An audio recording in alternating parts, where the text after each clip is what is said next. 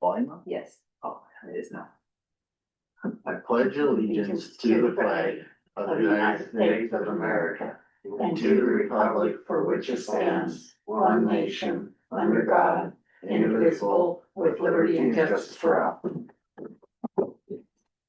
Good morning. Good morning. All three commissioners and Miranda are here and county attorney will be in shortly. We'll start off with the board minutes from the meeting on June 30th. I make a motion that we accept the board minutes from June 30th, 2026. Second. Or a public comment? All in favor of public comment? All in favor? Aye. Aye, motion carried and passed. Who's yours this, Paul? Oh, Stamp that, was that Yeah. today or next week? Yeah, I saw it on when I was looking at the email this morning. alright, this first one is from the town of Phillipsburg. They're letting us know they have not met their regulatory requirements for construction of a water filtration system.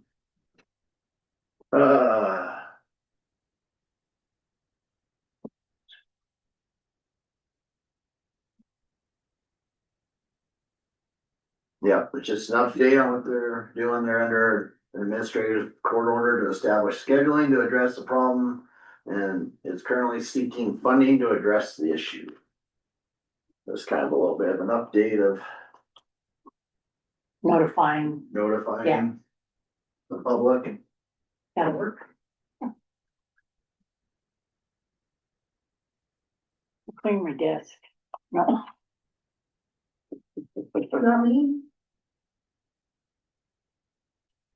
What are you missing?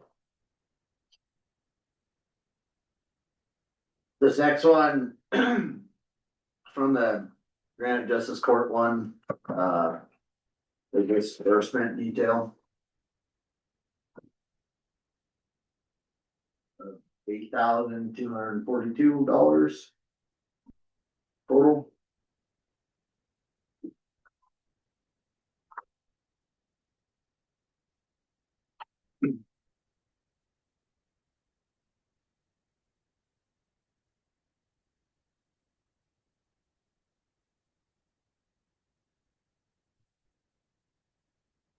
This next one is an email from an Andrew Hinkle, lives up Granite. Just kind of touching base about safety concerns on Granite Road with the mining operation that's going on. We'll just kind of hold on to this and have some time to talk about it during the road.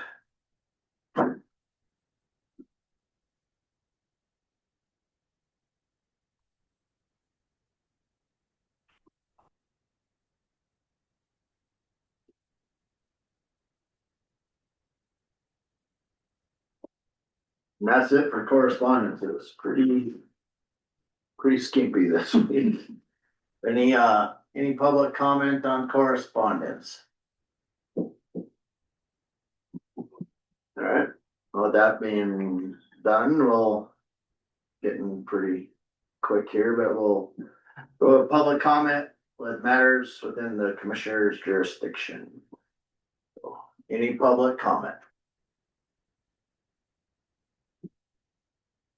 Big crowd today. We'll just wait. Oh, I know, we can't get eager. You care if I text Brad down? Brad.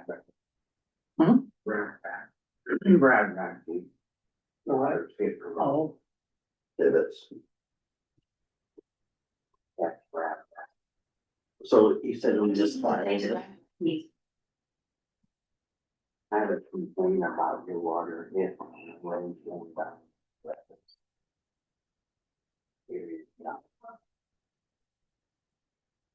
Sending, had to complain about your water.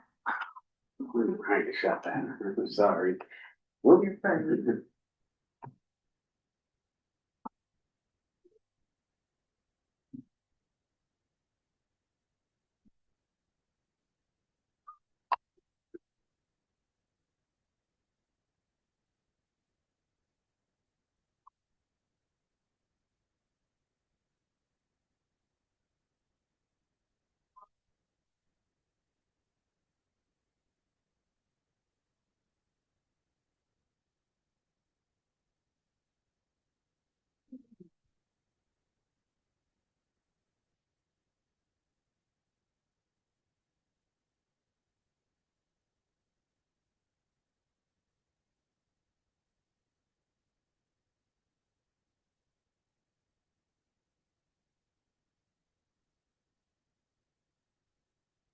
Hey, Brad.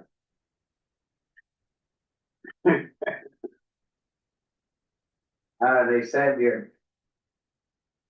they said your water there going down towards Moretta's was spraying the road. I don't know, I wasn't out there, I'm in a meeting. The pit right down that, hitting that county road. I know.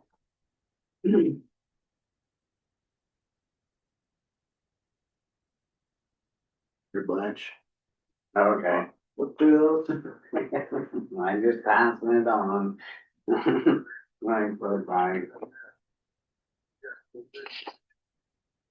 No, you can't have them bound hit. No, it's a liability if somebody wrecked them out, then you would be liable. And then it just, yeah, it's not. Just trying to keep it isn't just you, everybody gets the calls. I talked to Patty McDonald, too, there's some up here, they're hitting the main highway. I said, well, we don't have no say on the main highway. But it just hits and knocks and what little gravel's left on there off, and it's just a liability on you.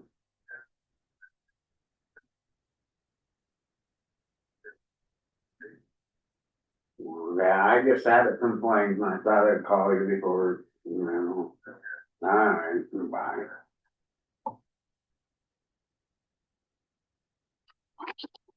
I think even when we go to the new system for time, we still need to be getting those from the road department. Yeah, I mean, they probably gotta fill that out first anyways, before they go to the did we computer. get anything? Oh, sorry, No. Where?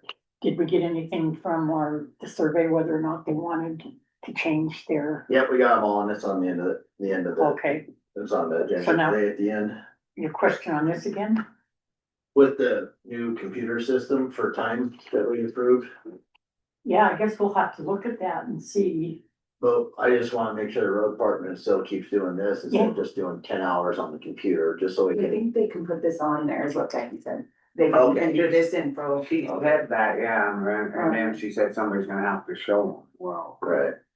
Cause it's just for liability reasons, that's why yeah. we had them start doing this, so we can go back and no, we weren't on that road, so that day it wasn't. Yeah, we have to have. So we still have to have Yeah. those, even Yeah. with the new system Mhm. moving forward.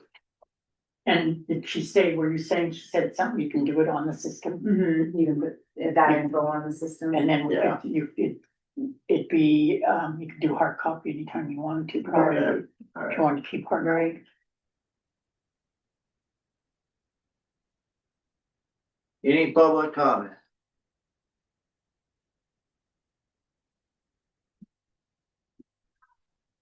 Did you probably want to initial these?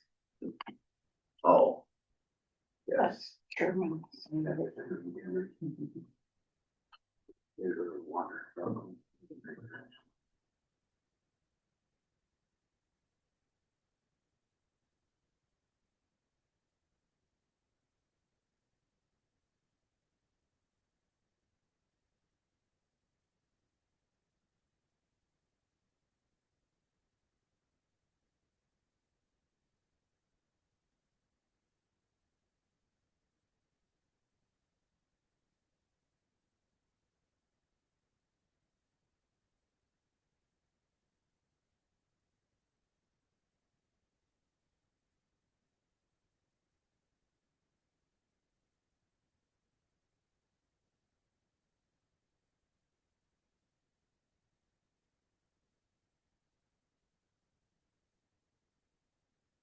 quality stuff.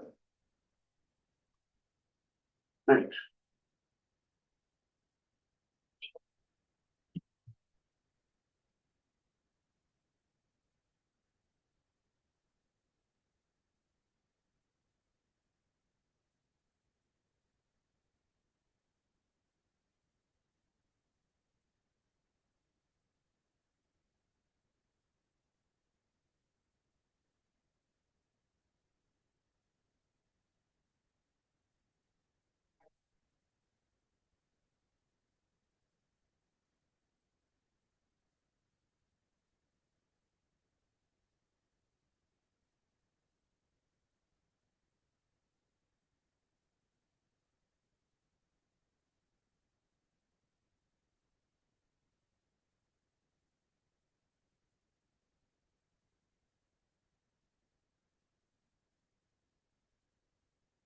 So today's the days, taking this test.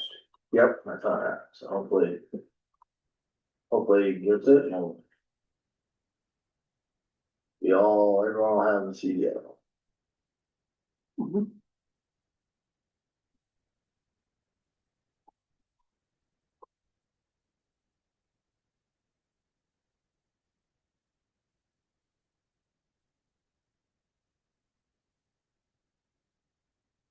We got a file for all these. So, Yeah, we do. Scott's filing system over I there. gotta figure out a different system, but yeah, they're gonna add up really fast, so. It's a problem.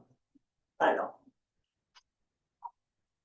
So they're using this daily, right? Every time they're in the vehicle. The equipment. This is good, this is documentation. Right. Probably just do one big box like that for a year. Yeah, Just write the year on it. Right, Store it. I don't know how long I keep it for, but. it's the storage part, that's just a problem. yeah, it's too bad they don't microfilm. I guess you could probably scan them and you can get rid of the hard copy Right, somehow. Their whole hard drive just. Yeah. Cloud. Sorry. Yeah, there's a vault, a basement vault full of hard copy there. yeah. You go down there and look at it, Mhm. go down that circular staircase. Mhm. Well, I guess since we're in public comment, I had, someone get a hold of me this morning about the fire service area board and what they're up to. Said, that, I'm just wondering if they've had any meeting or what's going on, this and that, since rural residents of the county get taxed for the fire service area and just. I don't know anything about it, just, but, I don't think they've had nothing go on for a couple of years. I'm not even sure what is the, like, Flint Creek. Well, it's an Fire area, service. it's a fire service area, and then, yeah, they have to. There's, I'm not really too familiar, it's been a while, but you have all these different fire districts in Granite County. And it's one of the fire districts, and there's a map should be in the clerk recorder's office that show the different. That are covered for when they need their insurance and stuff, they know that fire district.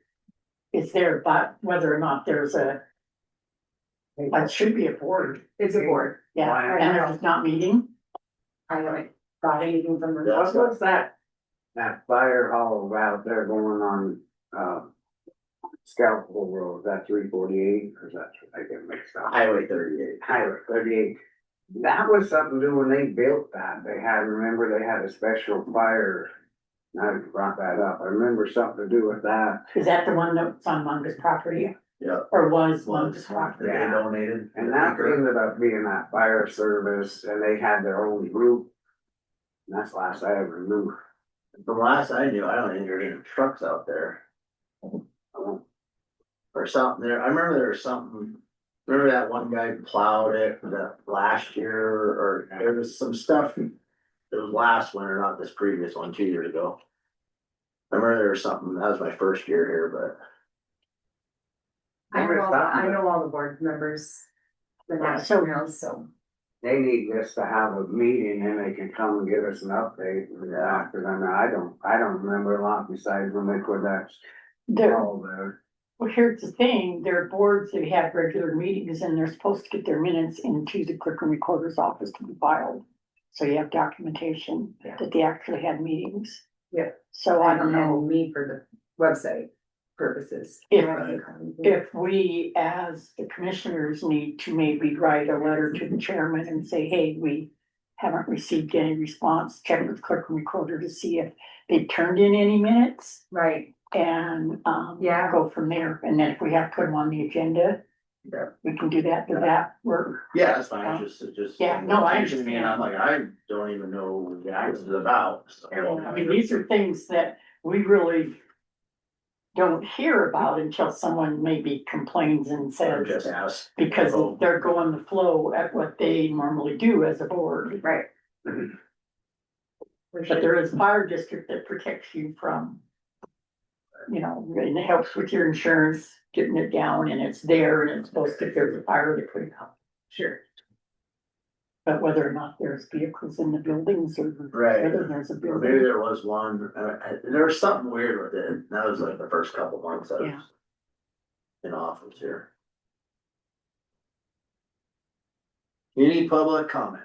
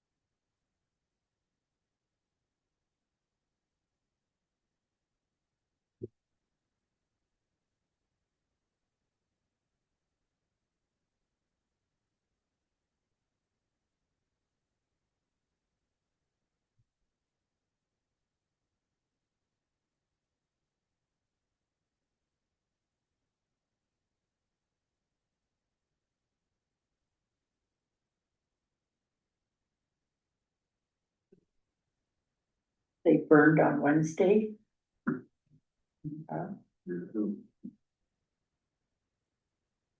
I thought I could smell something. I'm going, is there a fire someplace? Yeah.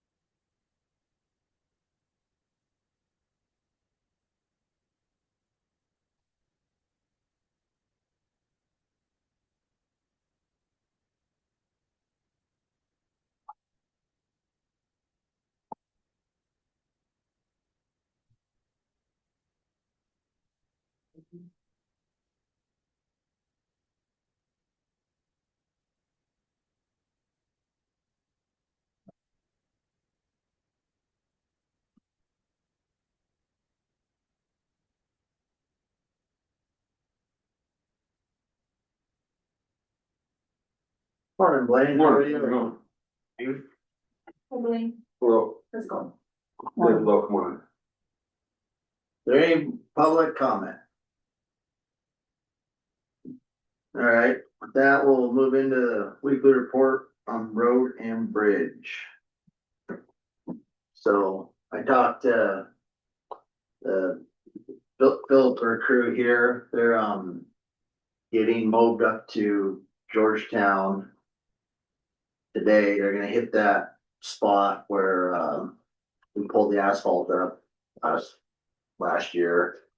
And then they'll be getting set up for the Forest Service's gravel to be hauled in. We'll go from Commerce to wherever we run out, heading southeast there, so on the lake. I gotta get ahold of Cameron, 8 o'clock roughly, or for truck to start showing up. Give them time to get up there, feel or whatever, get started. And then they got the culvert done. Scott said that Steve got a hold of them. They got the, or not culvert, but cattle guard up on the Middle Fork Woods Lake Road Yeah, cleaned that out. one really, said it was really bad, Yeah. And we filled in, and it's all cleaned out now, cleaned out, hard work. yeah. And I think they left the first one, I got both, I had them locate both of them, but they look, just in case, but. Looked at that first cattle garden, it wasn't bad at all, but there's a little bit in there, but not much. May I ask if they put a blade on granite yet? What's that? I'm not sure. Granite County Commissioner's Office, Hi, I'm just calling in for the meeting. for what meeting? I don't know, this would let me look at the posting of, it's Granite County Commissioners Agenda. Okay, And then it said, this is the conference line phone number, 859-7022. okay, so what you have right now is you have our conference line. And if you wanted to get online during Zoom, you have to go through a different phone number. Oh, okay. So if you can get on the Granite County website and, does the Granite County website give you how to get on to, get onto Zoom? It's on there. Yeah, it's right on the, do you have the agenda with you right now, or are you looking at it? I have a picture of it, yeah. Okay, so you just need to go on and do that meeting ID and stuff to get on. This phone number right here is just, for our conference phone, so, Okay, okay, all right. okay, thank you. You're welcome, bye. That's it. Oh, anyway, my question, have they put a blade to Granite County Road yet? No, not that I know. Not that I know of either. No, and they won't probably now, because the one blade that's supposed to be done today.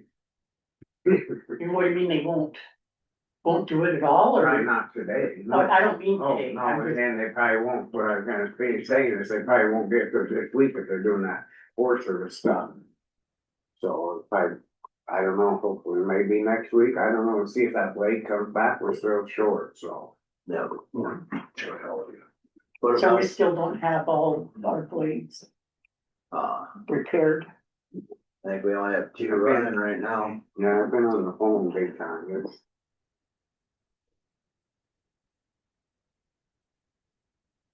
Got anything for the north end on roads? yeah, they were just, fixing stuff with that rain and that, they did some shop work and trying to get stuff ready, and then they went out and filled in big holes in the 4 corners. That's out there south of Hall. And we got it all in, and they were hauling rock out there, we weren't, another outfit was hauling rock out there. But then we had a local resident go in there and start digging up alongside the road. And now they can't make the corner. And it's dug out in front of a cattle. I had Sam was gonna send me some more pictures. I didn't have my phone with me when I went out there. But we're gonna figure out, do something there, cause we're gonna have to put it back or. But people can't just go out and start digging everywhere. What? Can't go out and start digging in the No. road. No, They dug the ditches and they're trying to get the water, yeah. We were there. Yeah, you're supposed to have an encroachment permit, so it's either criminal mischief or the not having an encroachment permit, it's a civil infraction. And we're investigating it now, with getting the pictures. Yeah, I'll get the rest of the stuff. Like I said, I didn't have my. and where's that?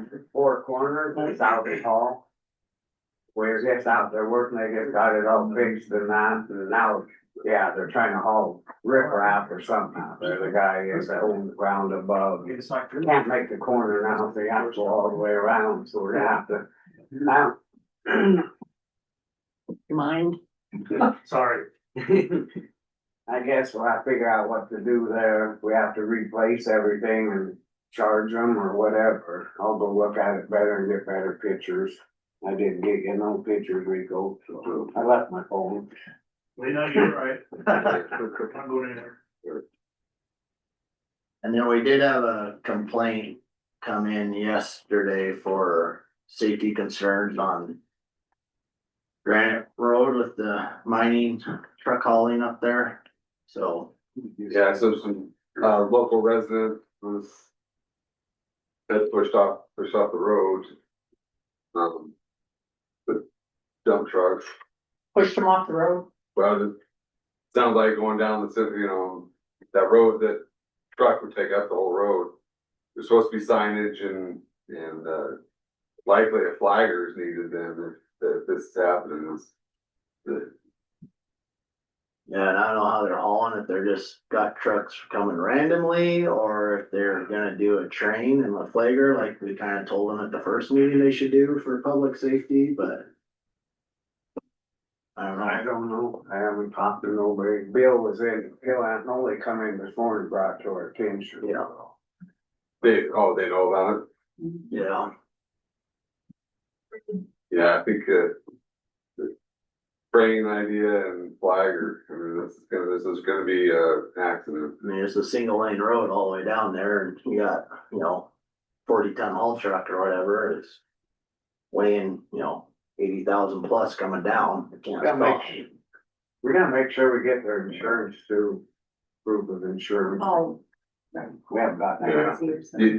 The commission can shut them down until they do that, if that's your decision, that something needs to happen. Sounded like he was gonna get on it right away, Paul was, or Bill, sorry, Bill, always was, so. Did you I tell don't him that we didn't have his insurance? No, we never started talking to him about after he left, and I got thinking, Oh, okay. just in case he hit somebody that they barely covered, I'm sure they probably. Yeah, they said He they gets that- were, but we need to, Yeah, we need to prove it. So, I know we can, I mean, there's still some people to contact on this too, just to see what they're doing and whatnot, like the subcontractor that's hauling and all that, but, we probably just put on the agenda for next week, I guess, to Yeah, find out, have everything. get Do some you more want a information. letter from me in the meantime, or hold off until? Is, Well, I better have a paper trail, then I will get a letter to them to make sure that we get all of our stuff, so everybody's on the same page. Yeah, we need a letter for the proof of insurance, traffic control plan, say from Miranda, and we'll work on it. yeah, everything we kinda asked for. I don't wanna shut it down. No. No, But just, yeah, get it. But yeah, make sure everything's in order. Yeah, I think that resident there wanted to reply back in 5 days of what's going on too, or Yeah. something. Well, as soon as we hear from them, then we can get notify him or email him back that we are Yeah, yeah, we're working on processing it. and moving on. Other than that, I don't have much for down there. It was, wet week and they worked on equipment, got stuff together, moved stuff around and about it. Yeah. The water truck, I don't know if it's broke down or not. I'm trying to get hold of Sam. I heard something about it. They took it to something happened, so I don't know yet. oh, the other thing I was gonna bring up is, do we ever Durapatch behind the Drummond School yet? We did get that done? Yep, that's all. Okay, I was just thinking school's right around the Yeah, corner. that was done quite a few weeks ago. Yeah, they did. They went up, got it, and then they wanted to do that other, but we didn't have no more coal patch, so. Okay, We got that done, and then they were down and took the loader to the shop. Last Thursday or Wednesday, they were loading it up, our loader that the city uses, and they hauled it to the shop, so I haven't heard on it. That lively was gone till today, so. good. Any public comment for road? Oh, go ahead, Monica.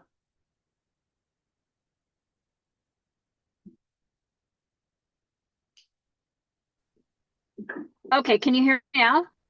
Yep. Okay, So it's Frank Prince who wants to comment, if that's okay. Yep. Okay, so I just want to talk a little bit about that four corners of Cow Creek Road, and I don't know why both roads are labeled Cow Creek Road, but anyway, my concern there is it definitely needs to be criminal mischief or something. That person needs to be charged with the disturbance of that road, because it's even in a riparian area also that he was messing around with. And I don't know if you guys at Four Corners there going north and west from the corner, if those roads have been unmaintained, labeled unmaintained county roads to the each lock gate at the end of them. I don't know if that is. So I just want to say I'm appreciative of the county getting in there and blading those two roads if they're unmaintained. At that time, you know, just recently they did it, and every now and again. But my main concern is from my pit to where I'm hauling gravel, and I was hauling gravel earlier before this, is only a half a mile on the county road. And now for me to haul gravel, it's 12 and a half miles to go around instead of that half mile. So that other person that messed around with that road, it definitely needs to be charged. Because I mean, that's costing me a lot of money and time just on that little bit. But I want to tell the county, thank you for blading the road up there anyway. That's all I have. Hey Frank, this is Yes. Scott. And then the road going south there, they're up to, Kids Gate, you know where I'm talking, up through by Radke's cabin and that. Yep. They're gonna hit that. They might even be starting on that this today or tomorrow. Cause 911's working up there after the lightning hit and that, and them guys can't hardly get up there to work. So they're gonna be up there with the blade going up the other, that stretch road all the way up to the gate. Okay. Okay. So I thought I'd let you know that, but yes, I went out and looked at that. We gotta do something. Holy cow, it's a mess now. We can't get the cattle pod up there. Yeah, it's definitely, I mean, I can hardly get my belly dump. Well, I know I can't get my belly dump around, but I know I can't get the cattle pot for sure. And I mean, if we get them leased cattle in, it's going to be a pain in my ass. When it shouldn't be. What is it, Frank? This is playing, is it a big hole or what is it? Ditch. It's a ditch. Sorry, go ahead. Yeah, they dug a ditch actually right along there through that riparian area and around that load and shoot and through Bignell's Gate. And Big Nose can't get to their load and shoot. yeah, it's definitely need to get some pictures and look at it, or else go physically look at it to see the damages. I went up there and looked at it and my phone was laying at my shop. That's my bad. Sam sent me, or was gonna send me a couple more pictures and they haven't come through yet. But I'll go up there on the way home and get pictures and see what we can do. They talked about he was gonna try to dig that culvert down or something, but I mean, it wasn't even located or nothing. Yeah, no, I don't even know that there is a culvert in there going across that road. I'll go look better today and take my phone. Okay, Bye. sounds good. All right, thank you. You bet. Any other public comment for road? All right, we'll move into the next one, the speed signs at Georgetown Lake, location, discussion and decision. Found your signs. Good. They were up here for the wait. They're in good shape anyway. I guess the next project is to figure out, get time to try to get them put up and figure out where we're gonna put them. Is that what, Rico, are you got a spot up there or are you on them? Actually, he was suggesting some spots and, this Sheriff Eagle Markel. So, no, I'm in support with these guys, knowing that, you know, there's obviously a speeding problem over at Georgetown Lake and who's better not to know where to put the signs and the people that live up there. So I think he was telling me that they had, the road crew had spots they wanted to put them, but I guess the residents there had, correct me if I'm wrong, some better spots probably from there, where they'd be more, you know, proactive, those signs. So I don't know if that's a big deal to the county, like where they go, or. I think that's the problem was before they got to arguing and then they just. What? This is plain. I thought the thought was to have them fairly close to that crosswalk. I think the crosswalk probably needs painted, but was that the thought too, to have them close to the crosswalk? Yeah, a lot of them are damaged, 255 Georgetown Lake Road. So originally that was where they were going, the planning commissioners. And then there was a vote to change where they were gonna go, and they were gonna go to the county line and farther to the west. And like I told Rico, I'll download my told you guys 2 weeks ago, there's a chip in there to help these guys to know when to patrol. I'm willing to download it. I'm sure Chuck will help me if I can't get the chip, if I'm not home, whatever your frequency is that you guys want them, so they can help, you know, for their patrolling. But the place where we had like 130 residents is closer to the crosswalk like you're talking about, Blaine, and then a little bit just on the other side of Mr. Stokey's house is where the blind curve is. And I don't know, there's several other people that were gonna call in from the village lane and a couple other places from the boat. I don't know if they called in or not, but I gave them the number. So anyhow, I know Paul was trying to help us, but that was the main point, is trying to get a move. And I know Mr. Stokey and Miss Withers is here to support us as well. She's got the young children that, you know, kind of come into the area, but I'd be happy to meet with Paul or Scott or whatever, kind of show them where we think they ought to be anyhow. Yeah, it don't matter if you guys are more comfortable with them somewhere else and this one, let's get them up and just roll. That's. And I didn't know the history. Yeah. Yeah, it's been a 2-year history, and we found the, thank God they found the signs. We looked for them the other day, and I know, Tom Butler and Gail are supporting it. Jeff and Melissa DeHood, that if they didn't call in, the Wolpert family, there's several people that, if back in the notes, I think there was a petition, Blaine, you got all that when we submitted that way a long time ago. Yeah. We just have to get somebody up there and dig a hole. I think they gotta be on them, maybe put a little seam, I don't know, can you put The seam in? poster there, Scott, I think they put the post up, but they're I in the thought they wrong were place. gone. What's that? I thought they disappeared.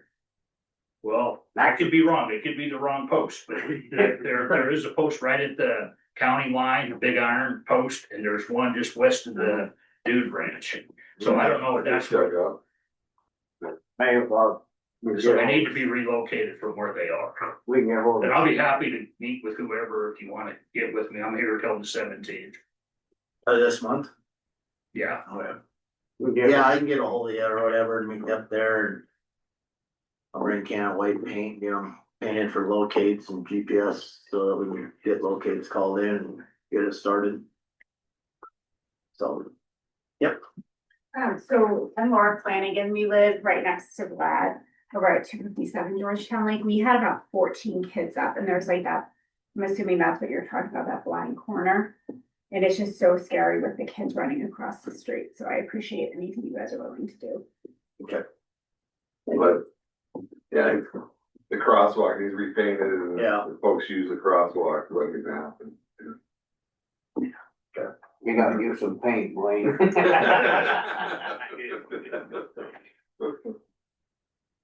Go ahead, Elena, or whoever.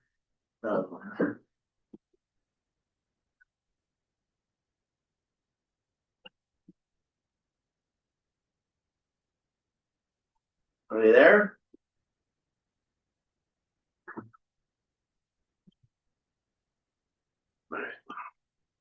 Okay, yeah, I'll give you, I got your number and stuff, I'll call you there. Maybe towards the end of the week here, we'll get a hold of you and go up there and. Thanks, Rico. Yeah, no problem. And just a heads up, I know, I'm just predicting something here, but as soon as they see those signs on one side of the lake, I'm guessing the other side of the lake is gonna be. Oh, yeah. Wanting the same thing, just getting a hunch there.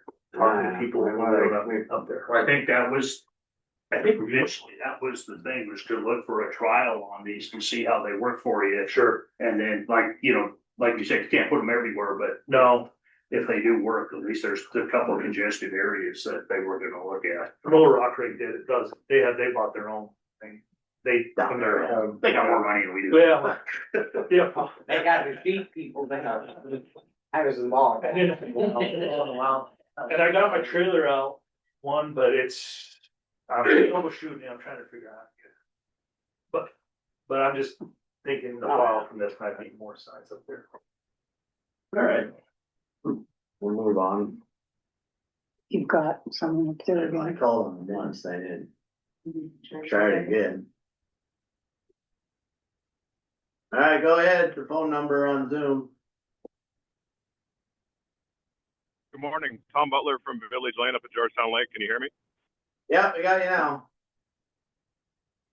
Hey, sorry about that. I had my phone muted. I just wanted to call in. I'm the president of the Georgetown Village Homeowners Association.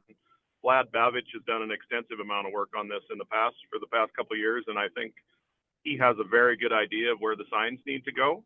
And I know he's willing to meet, and if we could schedule at an appropriate time, I'd be happy to see if I could make my way up there to assist in the meeting. But Vlad has a great thought on where they should all go. All right, thank you. Okay, Thank you. thanks, guys. and- We're a little over 600 yards of gravel out of the pit at Drummond. But I could check on that just to make sure where we're sitting. All right. Thanks, guys. Have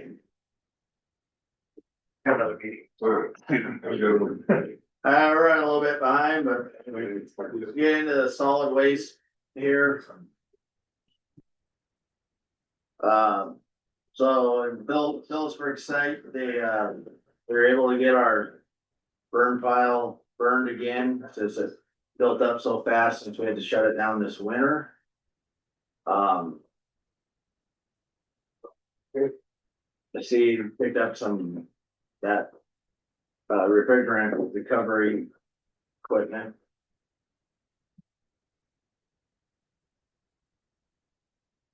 If we get in a bind again, can't we make another spot up above there that we talked about, or do we just kind of say, Full. yeah, We need another spot, what, to burn? oh, to burn? Remember where they put that sewage thing up there right behind it? There's a big flat, a guy could take it back and clean it off and be down to dirt. I mean, if we get into this, we can make another spot just to burn so the people ain't throwing over the bank and stuff, so we talked with Chad Lannis about that there, and, it's our ground, I don't know, well, release it. Right. It's covered in the lease covered that. Yeah, it's right across from kind of west of the junk vehicle, so it's down in the. Oh, yeah, It wouldn't okay, bother yeah. it at all. Yeah, Chad would, yeah. I just think that way, instead of trying to get this burned and piled up, Right. you know. No. Looks like we got the foam in the tires, so we should be good to Okay. go now. I see it broke a valve or something on the water line to the heater. On Wednesday there, I don't know. But I hooked it up. Some of that though, instead of hiring, I gotta look and see, make sure if that's under warranty, or if we broke it, we don't wanna be having Cat come out and fix it. We got a couple of mechanics there, or Right. maybe the mechanic at the county shop. Got a couple there too. Because, you know, that's gonna be a lot of money if Cat's coming out not being warranty piece. Any public comment on solid waste? This, like, you got, Granite Disposal gonna take care of the what, used oil or? Haven't heard back, Okay. on it. I've not heard back. Yeah, I don't know what we're gonna do there. I don't know, it's still calling around, and nobody wants us too dirty.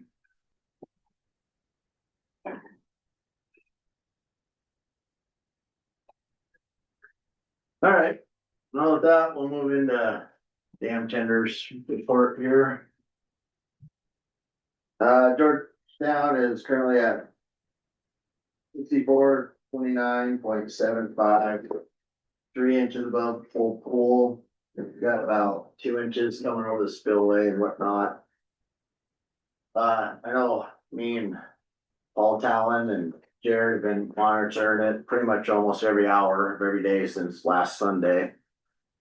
Good job.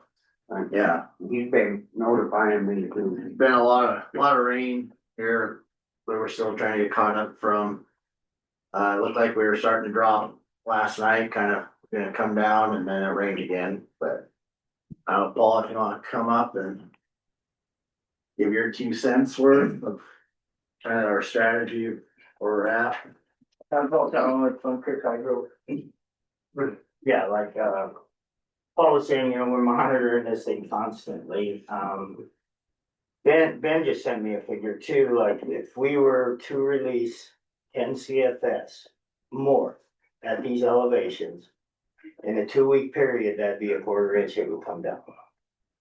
So, you know, pumping out more you know, possibly flooding the campground and everything else, I don't think it'll do us any good at all. Yeah. You know, leave it where it's at, it'll eventually start working its way down, we have warmer weather. Should be plenty of evaporation and I know we're doing our best. And I have a dock in the water, it's underwater. You know, possibly, it doesn't matter. You know, we've had a wonderful water year. Yeah. You know, we filled that lake twice. Yep. You know, which everybody, if it was 6 inches down right now, we'd be having the opposite conversation. So Correct. I honestly think we're doing a great job. And then, I was looking at even like the water levels of Flint Creek heading down or heading to the north there to the Clark Fork. I mean, they're kind of normal here, but the farther you get north, we're still above normal and can't flood out the lower end of the valley by dumping out more water. I mean, we got almost 70 CFS combined coming out right now. That's the thing, everybody's starting to hate for their water shut off. Yeah. You guys got it a little bit done. And you get down even further down toward Fairmont and that river's still right up there. Boulder Creek dropped probably 6-7 inches. It's down, it's hit kind of its peak, now it's gone down, so. And in the last like 10 days too, as we were bumping it up, we would bump it up 10 CFS at a time and it would look like it would drop for an hour or two and then come right back up. I mean, I think we're just, Silver Lake's full now. I mean, we got so much water pushing back that, we could open up to 100 CFS and I don't think we're gonna change much until it finally drains out. My thoughts of it. I think we just kind of keep going the route we're going, monitoring it. I mean, but all of a sudden we get another big massive rainstorm and it starts coming up, we're gonna have to dump up to 100 CFS out, but we can't. We gotta have each from one county line to the other county line all in. Is affected. Is affected from what we release, so we gotta kind of balance it, and I think we've been doing a pretty good job on that. We start getting this heat now, wind, that evaporation will start to form a lot too. It hasn't been like last night was pretty cool. We didn't got no rain last night. Yeah, it was cold, it was very cold. Last time. But I mean, that's, Monterey's moving. Yeah. And if you look at North Flint Creek, it's all the way down to 35 right now. Yeah. Inflows, and it's not affected. Because there's so much more water in the lake as opposed to what's coming into it, so it's gonna drain out slow. Yep. So. I just kind of think, just kind of keep it as it is right now and keep monitoring it. And cause I think when it starts dropping, it's gonna drop quick, I think. Once we get to that point and then. They start pulling these ditches and stuff, people start really going. I know everybody's cutting hard. Yeah. So once they push the water back on the field, it'll help. It'll suck it down. And then once it starts going down too, then we'll start shutting down the valve and then and then kind of the final draw or cut back for the outflows will be through the pin stock for that last 10, 13 CFS or whatever we're pulling through there to get, where we gotta get to even if we make it back to 30 here. Make the money too. Any public comment on? We don't have a motion yet. Oh, sorry. I'll entertain a motion. It's a motion. I'll make a motion that you keep monitoring and just keep going as we are. And you guys keep in touch and thanks for even calling and letting me know every day what's going on. So see, talk to you. So how are we working that? Are we, what coming in is going out or? Well, what's coming in on the North Fork of Flint Creek is half of what we're dumping out right now. Oh, okay. So we're getting so much more from Silver and then plus just all the springs I and see. lakes. Okay. But I don't know, I think there's just a lot of water in the whole basin there that is slowly trickling out. So one question before we make that motion is on the spillway, they're always like frantic, don't let anything go over the spillway. Is that?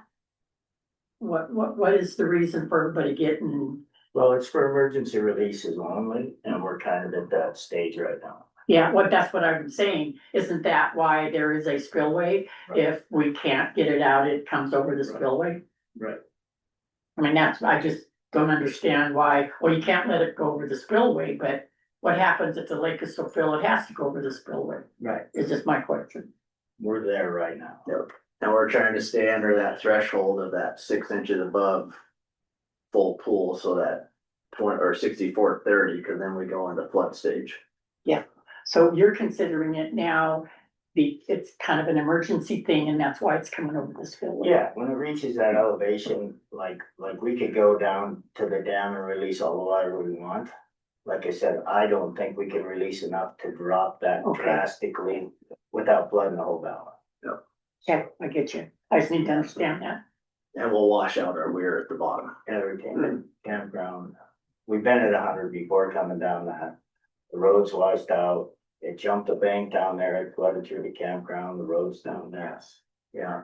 Well, I think once we release like 100 or 105, somewhere right in there, CFS, I mean, it's flood stage 1 or something like that, isn't it, Jackie? What's that? Sorry. Once we release like 100 to 105 CFS, that's when we go into like flood stage 4 Flint Creek, right? So go ahead with your motion. Sorry, I just. I guess motion to keep that monitor and take care of that as they're doing, and then keep us posted and just keep moving. Up and down, that's all we can do. Okay, so in that instance, that's what you're doing, Paul, right? You're watching it continually and. Yeah, and it's real steady. Yeah. Like even the rainstorm last night never affected it.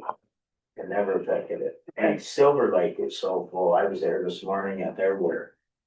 And it's steady.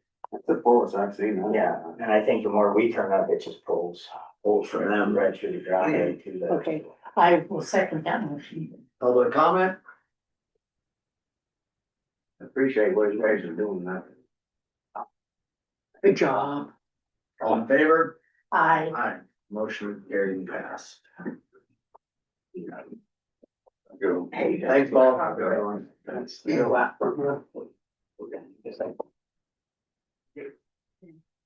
We're at 67 CFS this morning.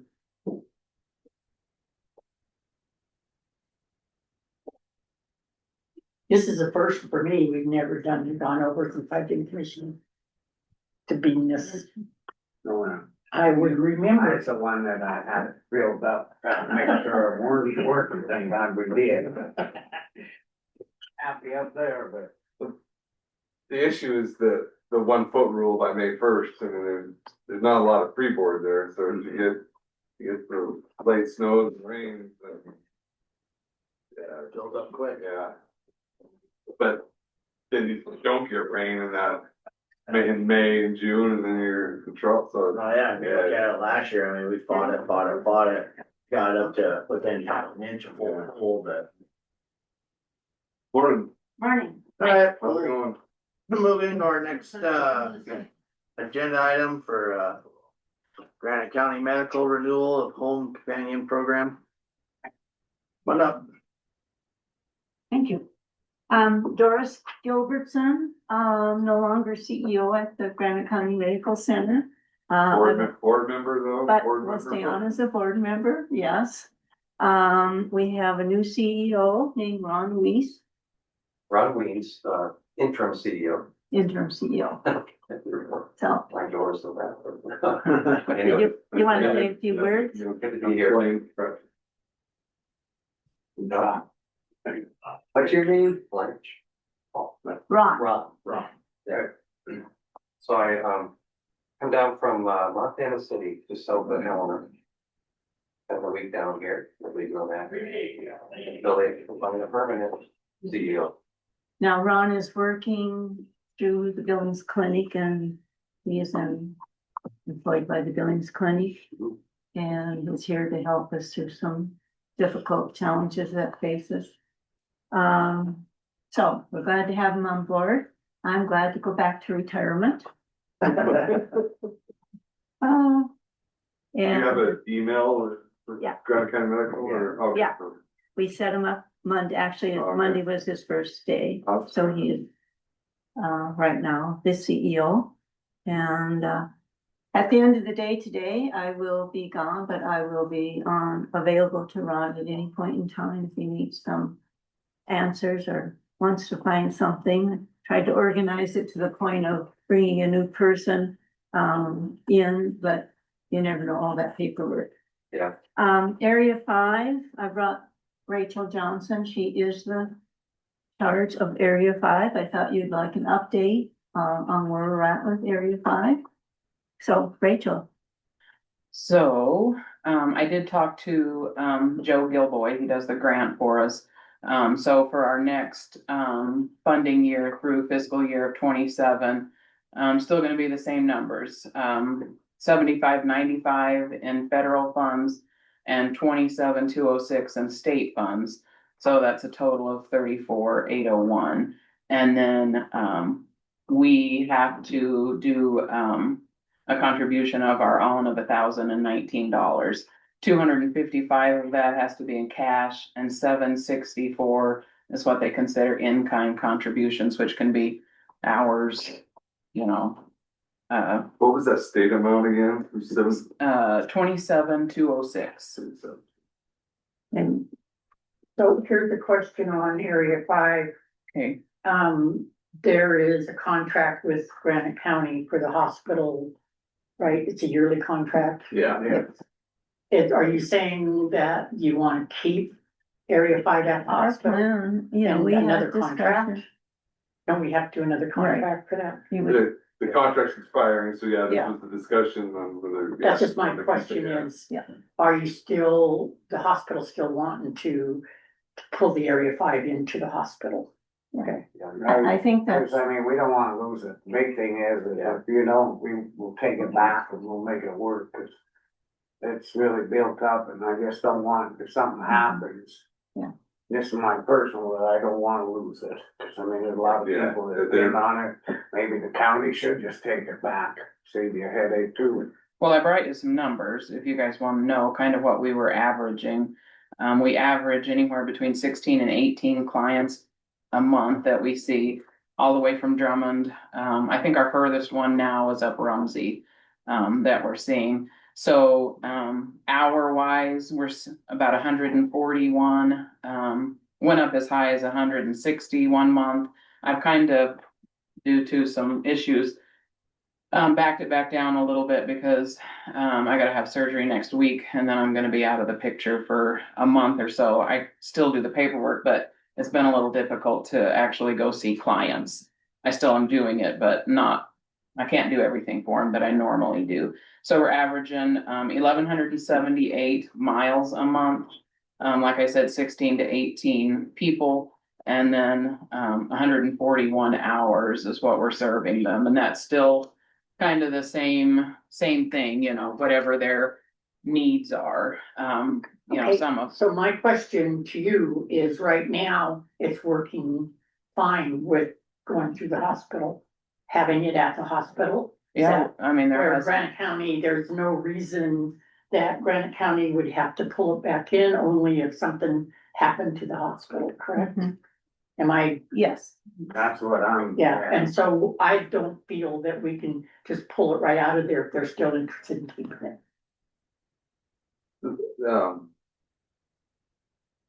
Yeah, I mean, I don't have an opinion on that, that's commission's decision. I think the program is being run well right Yeah. now. I mean, it's benefiting the citizens. Are the, workers, employees or the contractors or employees? employees They're through the, employees, yeah. okay. Through the hospital. So I work as social services at the hospital 2 days a week, give or take, sometimes a little more. And then the rest of the week I see clients, and then I've got a part-time person who averages about 20 hours a week, that works seeing the other clients. And so she's taken up some of the slack. We did some changes after we took it over, as far as, you know, we reduced it down so it stayed within budget. We got rid of the cell phones, we just use our own personal and things like that to make sure that it fit within those, you know, those boundaries of, you know, we can't see more people than we have money Yeah, as much right. as we'd like to. And there's always, I go in and do the assessments and do all the paperwork that's turned into the state. And so there's no extra, you know, somebody else happened to do it or any other headache that way. Yeah, And so, that's the benefit I see is Yeah. the HR is some, Yeah. some work. Yeah, So, And so all so of that is done Yeah. by me. if something does drastically happen to the hospital, like say within this next yearly contract, we can immediately take it back to the county, right? It's not gonna be like a whole nother. I mean, that's my Comes worry, through like, us. it just, Yeah. yeah, just if something happens and. I think the way hospital Joe closes, explained it to me, the money still goes to the county and then, yeah, It so- passes through and then goes. One of those. Yeah, we can, yeah, that way we didn't lose Yeah, that. so but everything seems to be working, running smoothly. it works really well. You And- know, I know pretty much what we can spend, you know, as far as hours and all that kind of stuff and keep it there.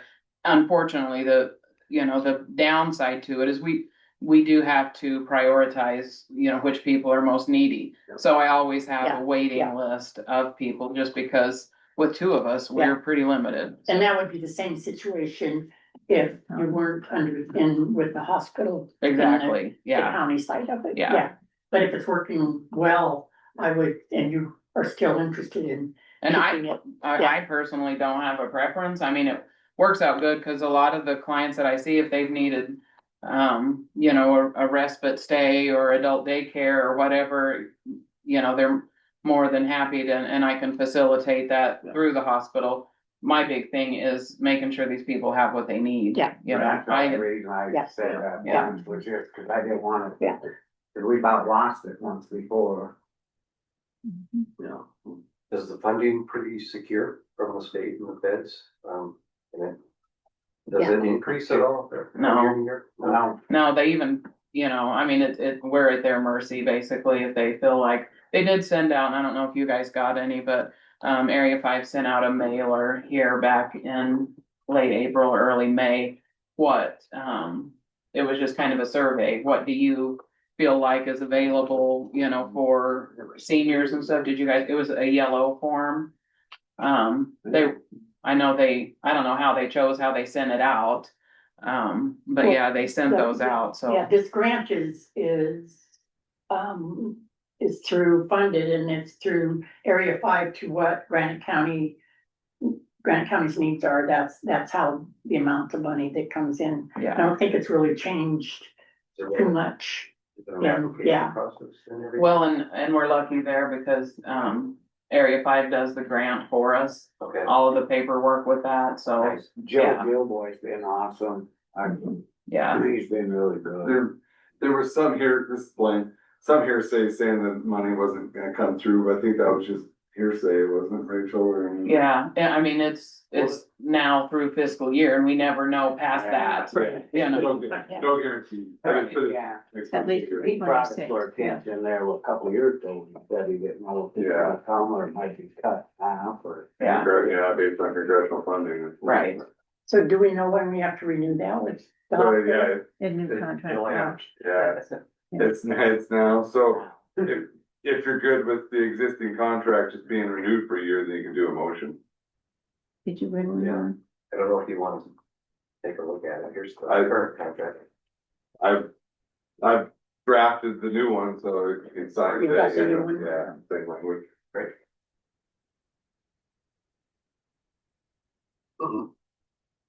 So I'd make the motion to, keep our contract with the Granite County Medical Center to administer Area 5 for the next fiscal year. What the money comes through and then goes right to the, which I know how that works, so that's my motion. do I have a second? Well, and Public comment? do we put it in to make sure that something happens when we get it back, or does that mean? I don't think we have to worry about that right now. It'd be something to be automatic. It would be an automatic thing that would come through the state that the hospital's no longer administering it. Not sure if they, unfortunate that they couldn't do it, then Yeah, rescind the adopted decision. It would just automatically. It comes to county. And we'll take it over and deal. So you guys would just let me know Yeah, if there's any changes I need to make.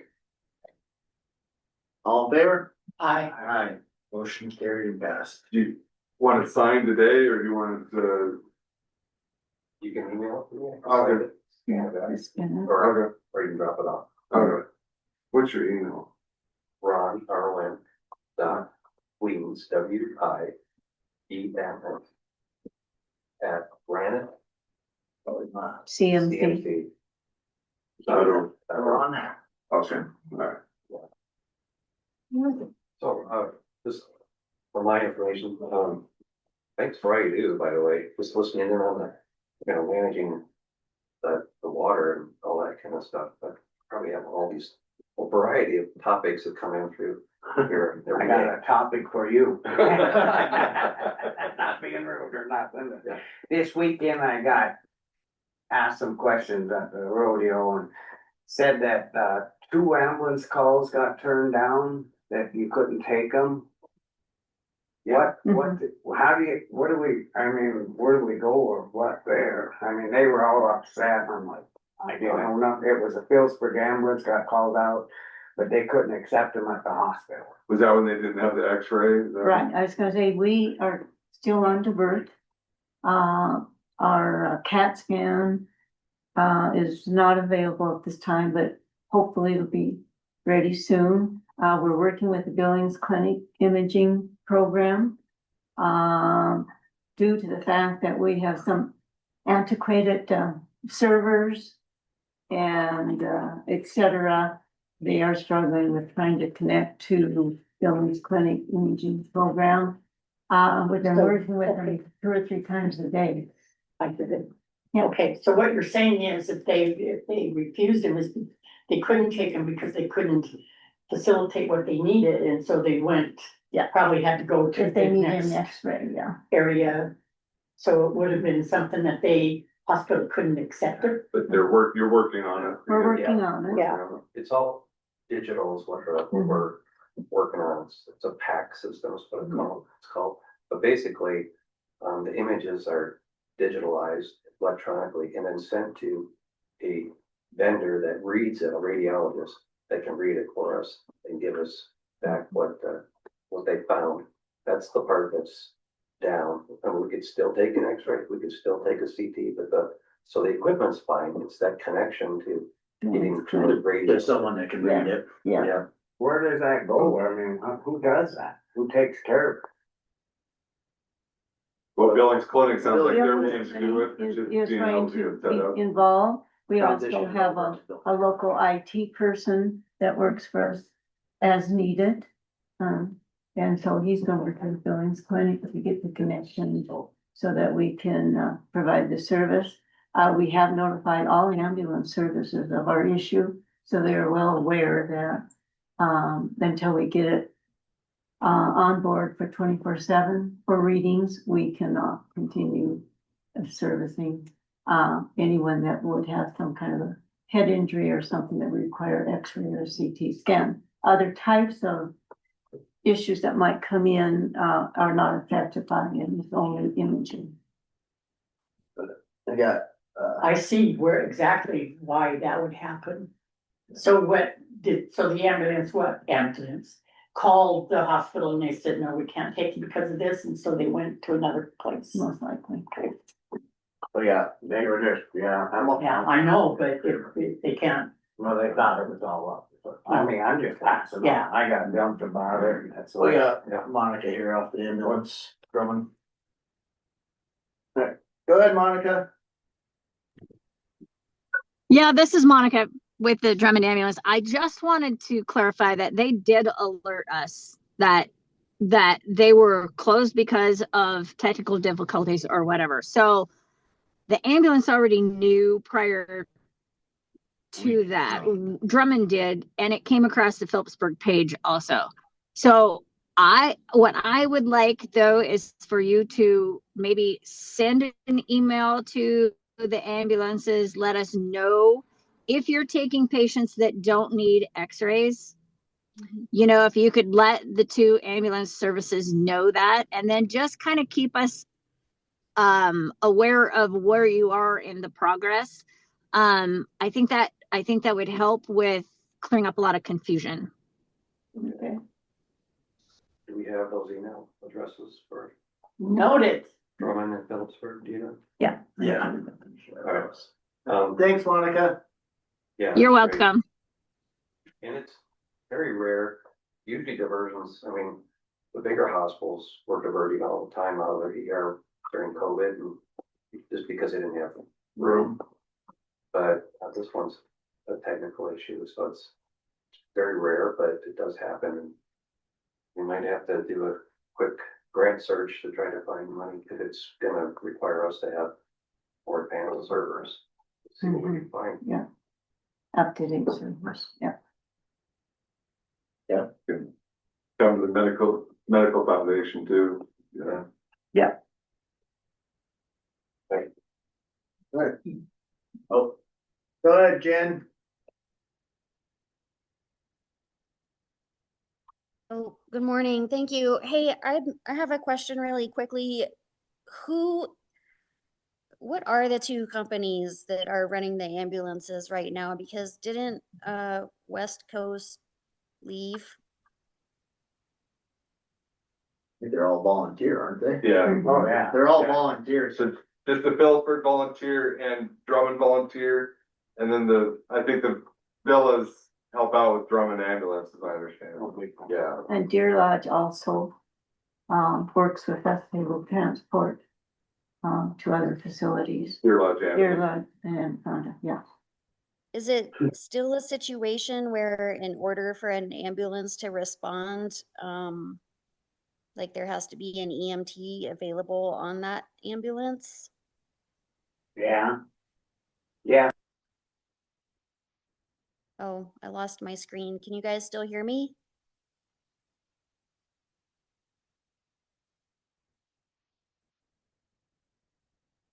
Hello?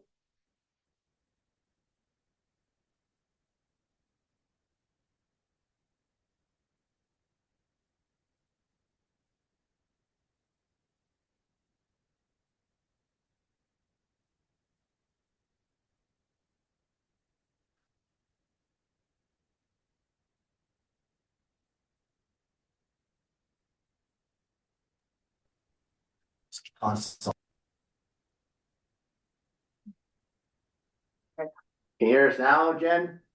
Okay, I can hear everyone. My screen is just still black. It's coming up. We're having technical issues as well. Oh, okay. So yeah, I'm sorry. It sounds like yes, an EMT has to be available in order for an ambulance to respond, but are the EMTs volunteers also? Yeah. Okay. Thank you. Go ahead, Frank.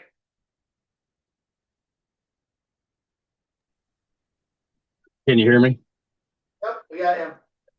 Okay, so just to answer quick questions about the ambulance service for Drummond, we are all volunteer, and our bylaws require one EMT and then one driver. So we have to have two people to respond to every call. We do provide BLS ambulance with ALS services. We are not strictly an ALS, so you can't rely on that service in ALS steady, because some people are ALS and most of them are BLS. I guess, and then we don't necessarily do transports hospital because we don't have enough crew to stay and do 911 calls. It could be a possibility, yes, in some instances, but that kind of sums up our service. And as far as it's coast to coast, not West Coast, I don't necessarily want to speak on their behalf, but they're really not participating with the hot GCMC. I know there was talk that they needed to reach out to the new person in charge, or that person needs to reach out to them either way. But anyhow, if I could answer any more questions on the ambulance, I'm available anytime for those. So thank you. And Frank, Phillipsburg's bylaws for volunteer are probably pretty close, similar to yours, right?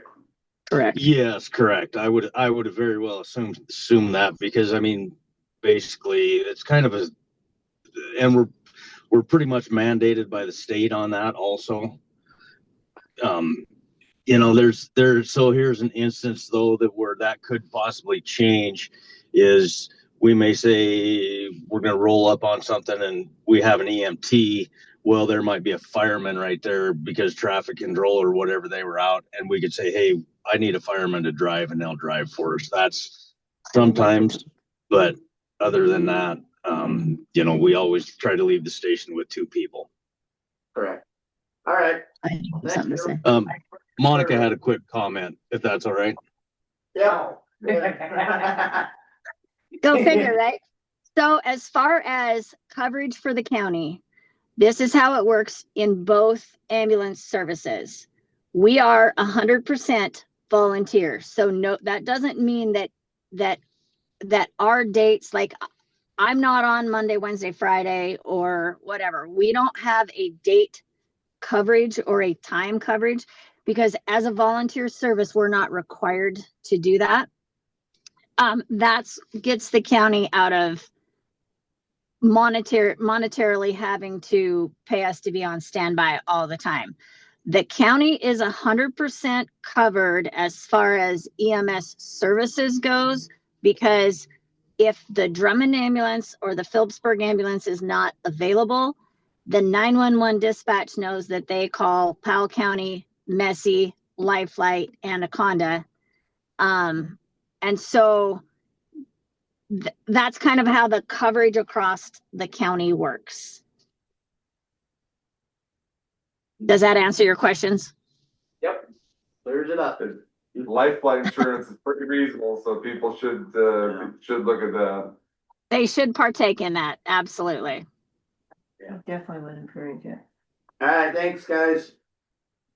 You're welcome. Did I get your question answered, Scott? I'm sure I'll hear some more. All right, well, thank you, guys. Oh, all in favor? I don't know if I did that. Aye. I can't remember. It's going down real quick. Just quick question, so each of you represent an area or district, is that right, from the county? So how does that get divided up? So what areas are there on this map? Okay, So I'm the purple area, Blanche is the orange, and Scott's the green. So like on Broadway Street going south is Paul. I'm from Broadway Street going north to Maxfield. Paul. You're involved in this thing.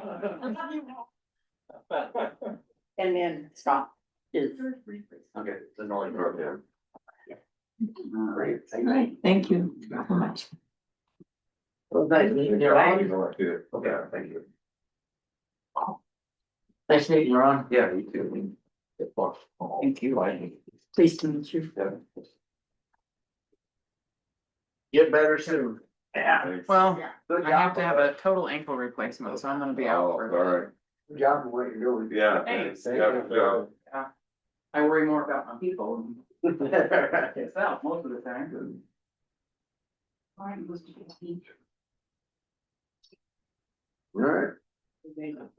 Well, we'll move into next agenda of termination of contract on county panic button discussion and decision. Is that this thing right here? So we now have the app that takes care of that. We've been trained up in it. So, yeah, it takes the place of the panic button. Okay, that's what I was wondering. Why are we doing that? Yeah. Oh, that's funny. What's that? What's that? Well, it was beeping the other day, so the janitor unplugged it. We can't just unplug the damn thing. I mean, We'll get it. We'll close it or something. So does this cost us any money for the panic button? Cause it said 0. So we own them.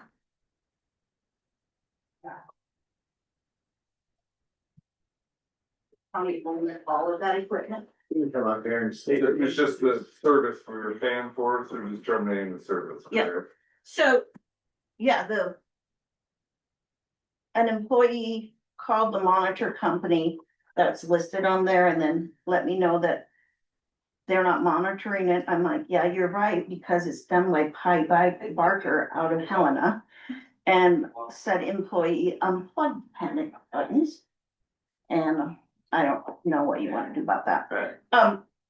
Carol just asked me, and I'm gonna contact this Gabriel George, if there happens to be like a system for them that could be a panic button or something like at their countertop.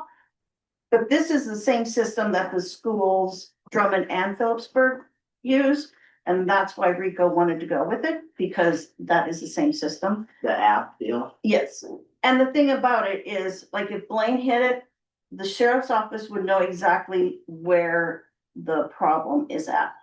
Pinpoint which room. Yes, Is there anyone without a phone that's not? well, that's like not this, using like it? Carol and Mackenzie cannot put it on their computers.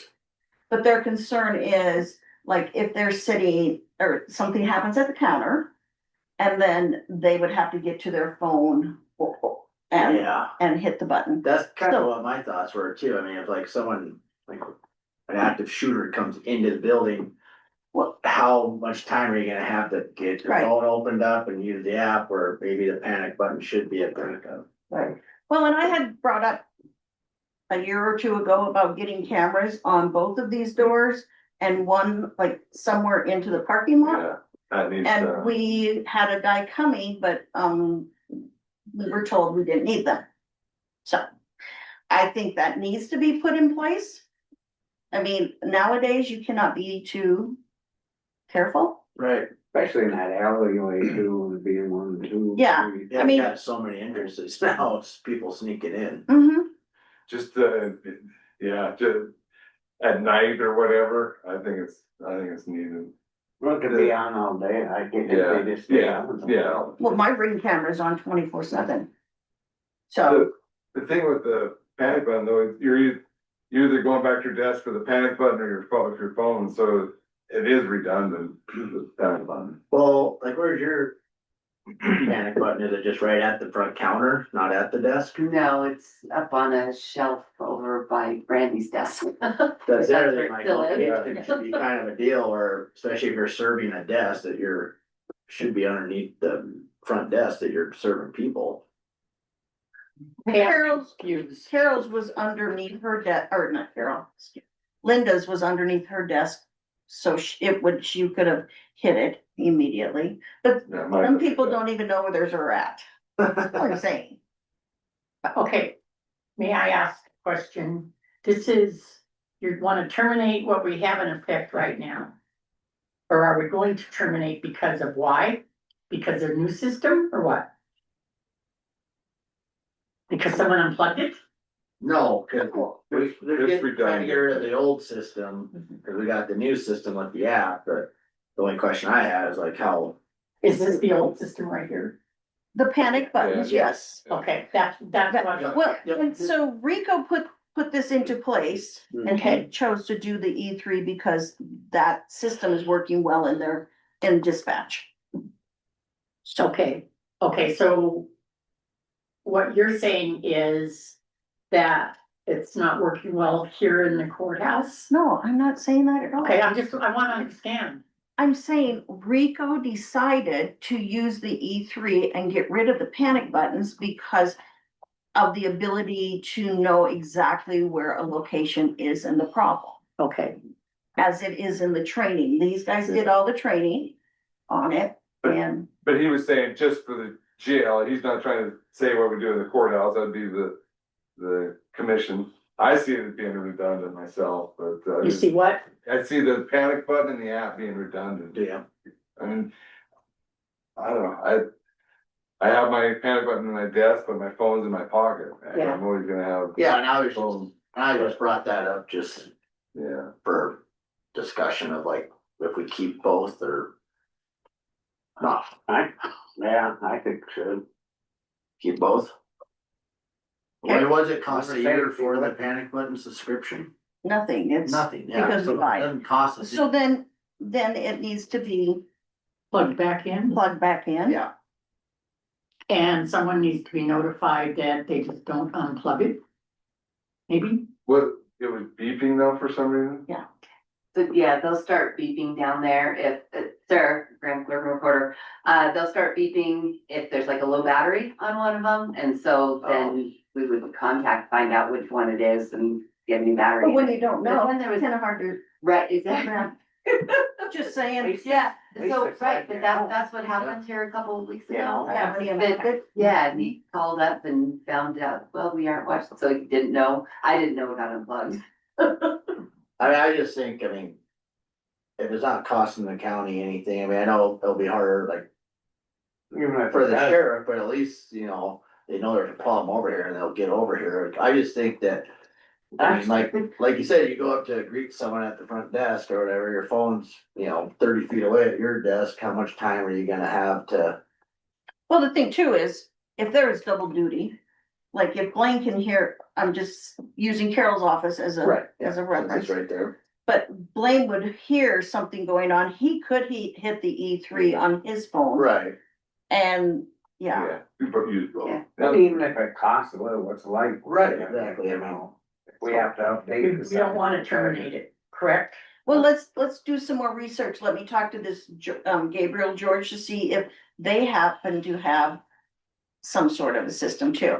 When I was talking to Emily at Hyde Barker, she said they have updated information too. I mean, I had nothing to do with the decision that was made, it was just made. We So- get that.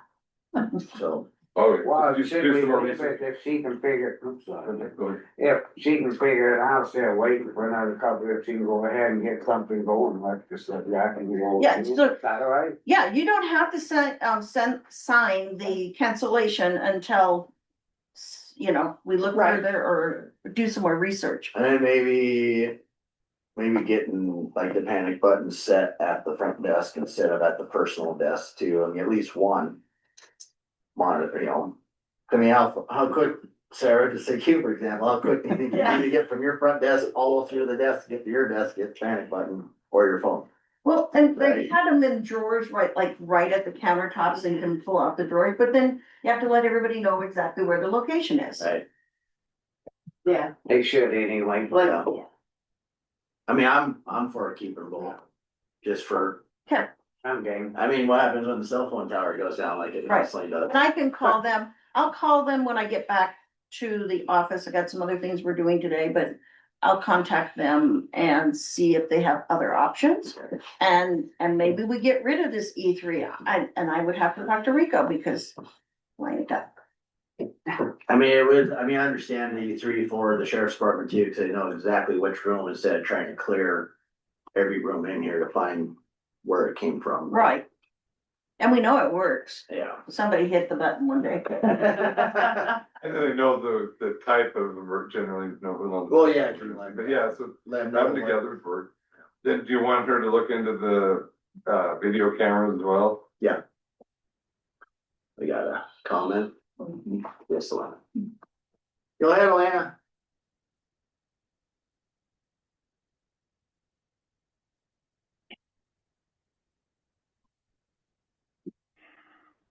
Thank you, Elena Gagliano.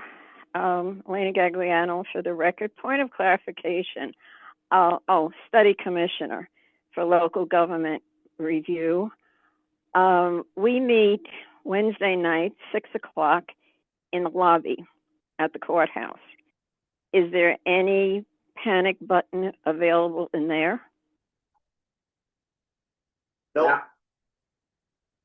They'd be given that. I think The last meeting we had with the, Granite County Study Commission was in the courtroom. Yep. And there is one on the judge's And there desk. is the one in the courtroom. Yep. Now the elevator. I'm sorry, I couldn't hear that. So the last Where was meeting Glenn said was in the courtroom, and that is where you guys will start having your meetings because there is a functional elevator, so. It won't be in the lobby. In the anymore. courtroom? Yep. I'm a commissioner, a study commissioner. I didn't know that. You weren't there. Unfortunately, I'm sorry? You weren't there at the last meeting and it was in the courtroom. Nobody got in touch with me. I said I would try to be there. So I didn't get any notification. Now we have one this Wednesday coming up. What is it, the 15th? We have one coming up. Is that going to be in the lobby or in the courtroom? In the courtroom. And there's a panic button in Okay, there. thank you. Okay, I hope that's on the agenda for the study commissioners. Thank you. Yes. All right. The two study commissioners that were there for the last meeting know where the courtroom is, and that's where we were the last meeting. So I'm sure they know that we're going to be in the courtroom again. All right, so moving on. So yeah, let's see what we can do there, and yeah, definitely cameras too. Okay. Do with that. I mean, I think probably the sheriff's office has a camera out in front of their door, so. They have 3 or 4. Yeah. 5 or 6. I think 4 on here, We definitely need one on this back door, cause I think that's probably the vulnerable. And the reason I was confused is I didn't understand what we were talking about, because we went with the sheriff thing and then all of a sudden we're terminating this and year and I didn't know the reason why. Yeah. So I need to be explained to. Oh, yeah, that's good. You're asking the right question. Yeah. Well. The squirrel ran out, right? where he went. Yeah, I will contact these guys and see if they have a panic button or some sort of a device that would be available with the E3, and if they have cameras available and the cost. Yep. Okay. Yeah, cool. Thank you. Mm-hmm.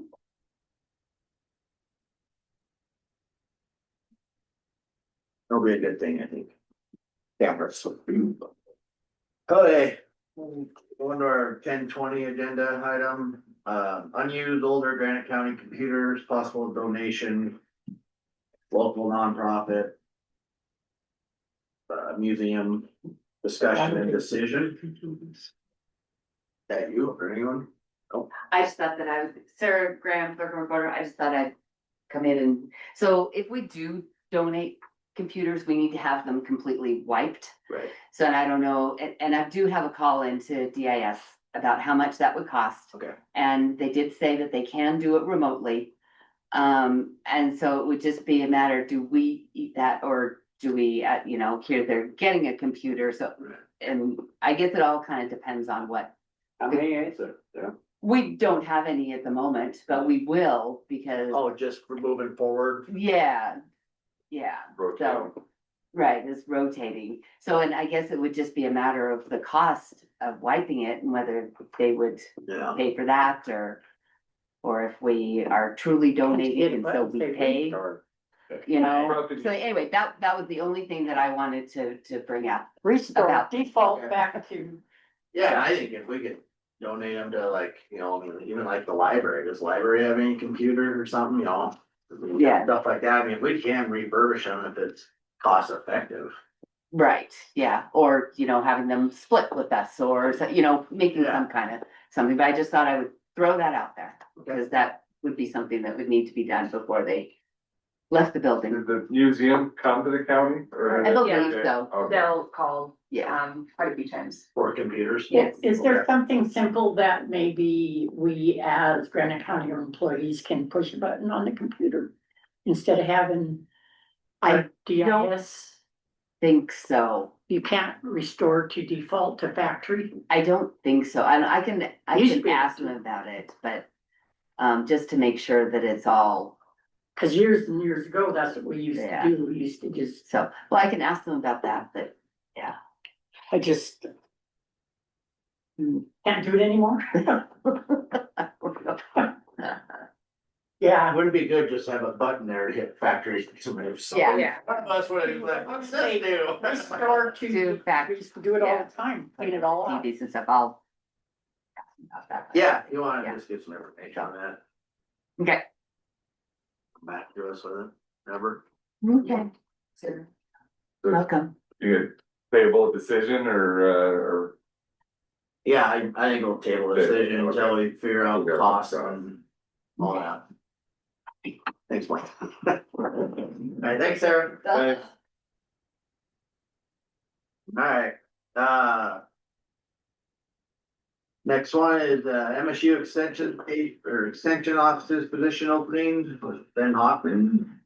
Raider. That's what everybody's saying.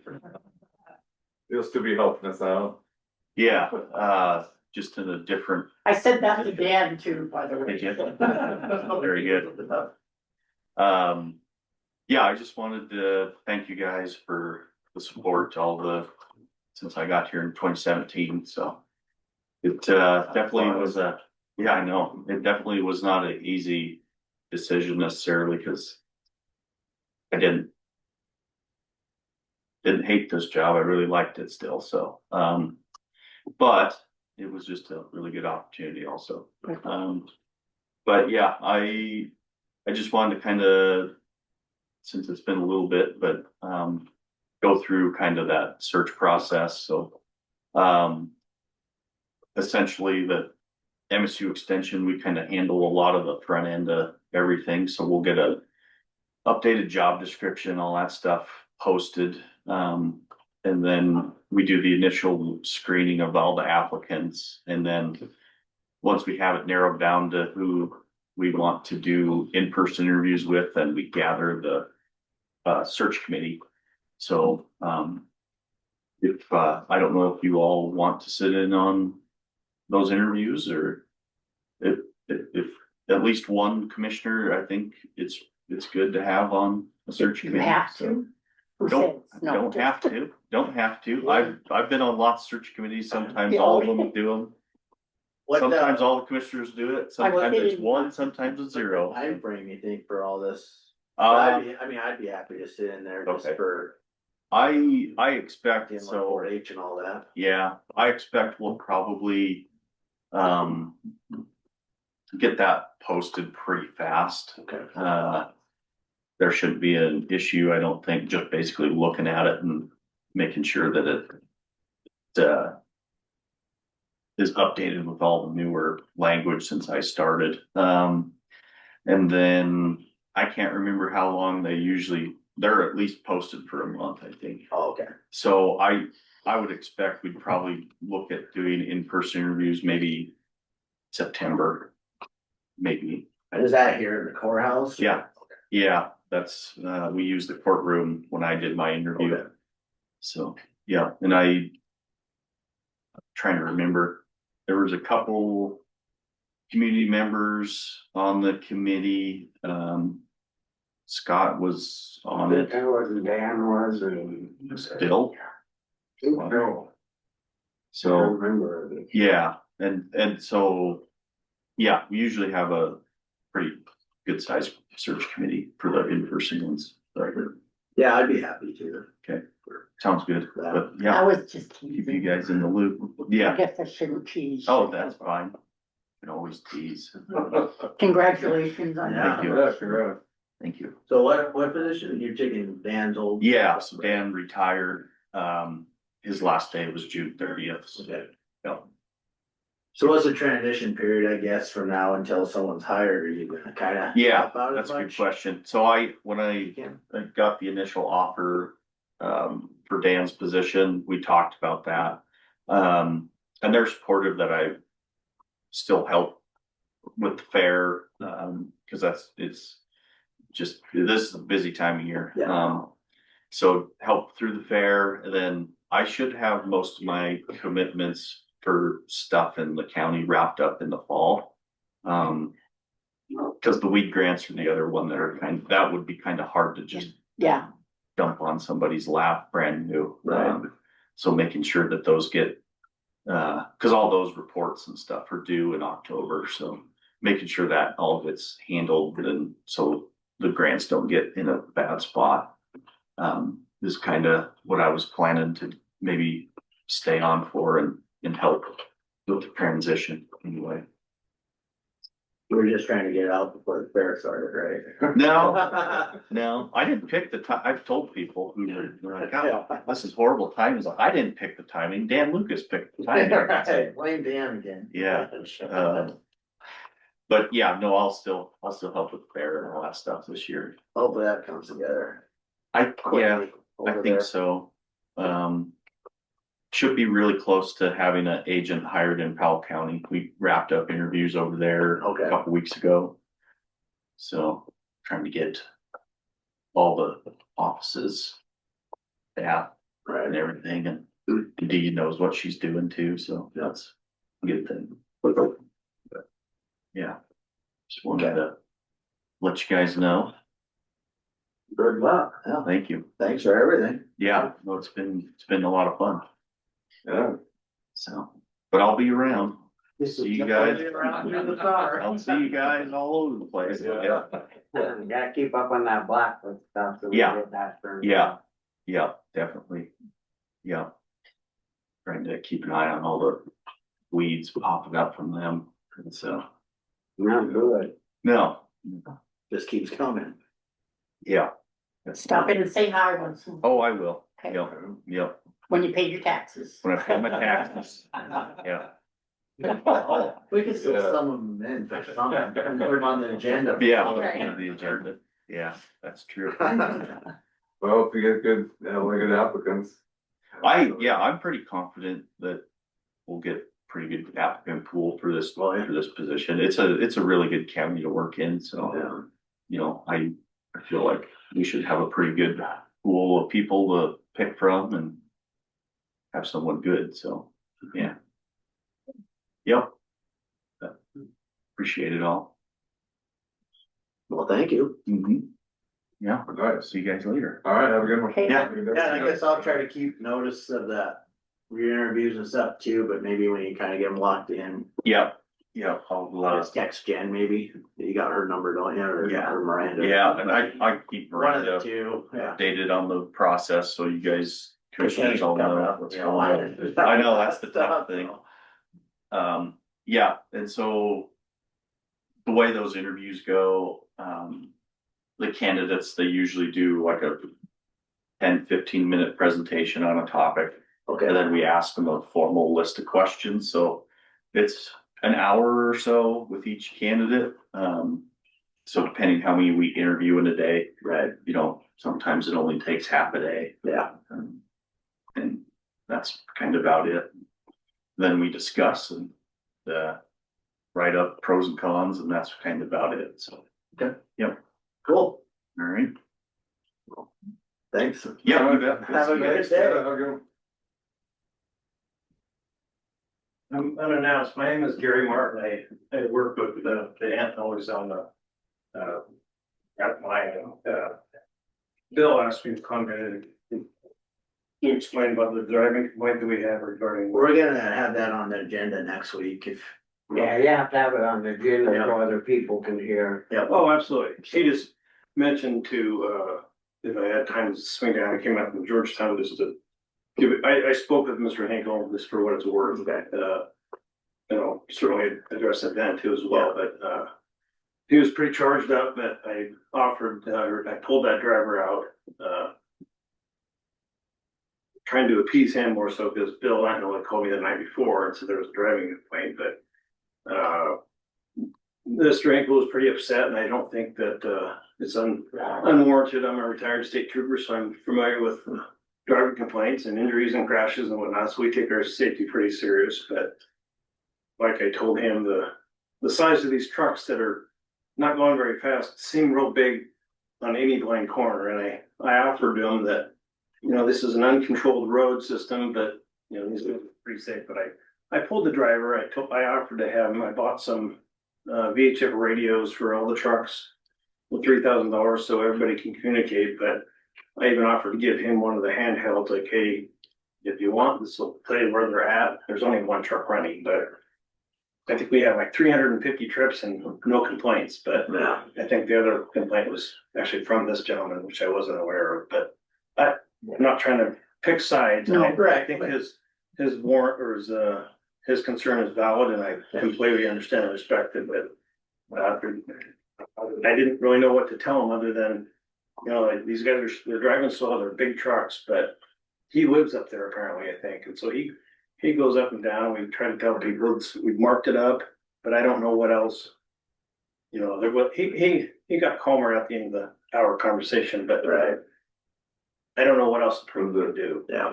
Question came up of, you know, like flagmen are needed up there, is it? You know, sir, I don't know how that would be efficient or, you know, there's so many blind corners, but could do it either. these things, I mean, we went through all the MSHA training. These things are lighted up. There's $650,000 trucks that stop on a dime. They're amazing, but anybody else come around a corner, even if you weren't moving, it's still intimidating. They're just big trucks, but the floodlights are on. I mean, they're pretty visible. We went up and cleaned up all the roads, cut the limbs out of the corners so you have a better line of sight.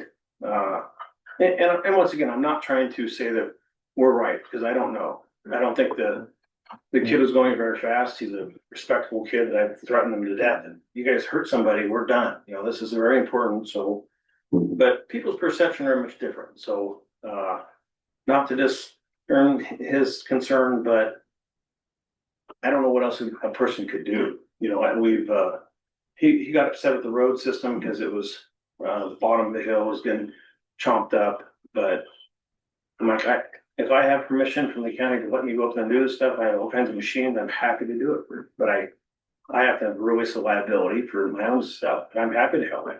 But there's a gentleman up there with a small tractor that drags it with a couple 6x6 pieces of wood. Yeah. Jim Prusa, maybe? Probably, Yeah. He's a nice man, I met him, but he's really just pulling rocks, surface rocks into the road.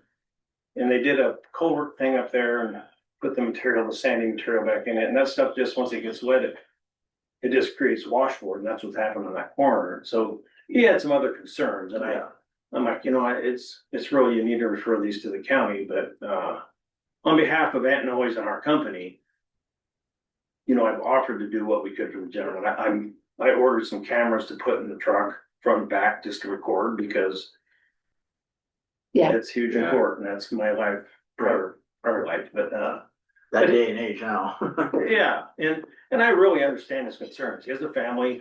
I get it. And he's like, you know, I drove off the road and I honked his horn at him and he waved me with a peace sign and I think that really upset him, that the reality is that kid has 3 fingers and he waves like this. So his perception was, oh, peace.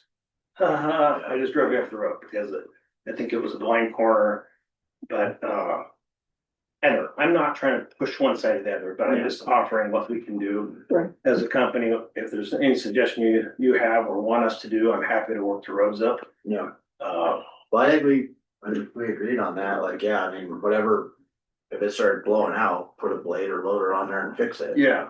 And I remember that conversation the first day a month ago. Was, I think you guys very nicely offered to bring the grader up. Jim, is that his name, Jim? Yeah, the grader guy. I don't remember. He's very good at them, but John.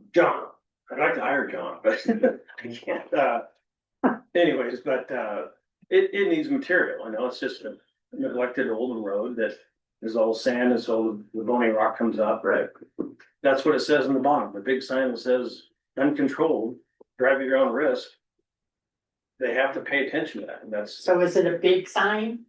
It's a county sign. It's your sign. It's right at well, I'm assuming it's a county, but it's at the very bottom. It says, drive at your own risk on unmaintained road. And I put our truck signs. You can't miss it. Is that what you're saying? You can't miss it. Absolutely not. You can't miss our trucks on roadway stuff. And like I say, it's not really here to discredit Mr. Hinkle. It's just more of, this is a circumstance. I don't think this county has enough money to pave this road and it would take hundreds of millions of dollars to fix that road. It's on a mountain with granite rock. Can't do it, but. Was Mr. Hinkle saying that he thought the driver was going too fast? Did he bring that up? He did. Yeah, he said he was going so fast and these trucks don't go 30 miles an hour.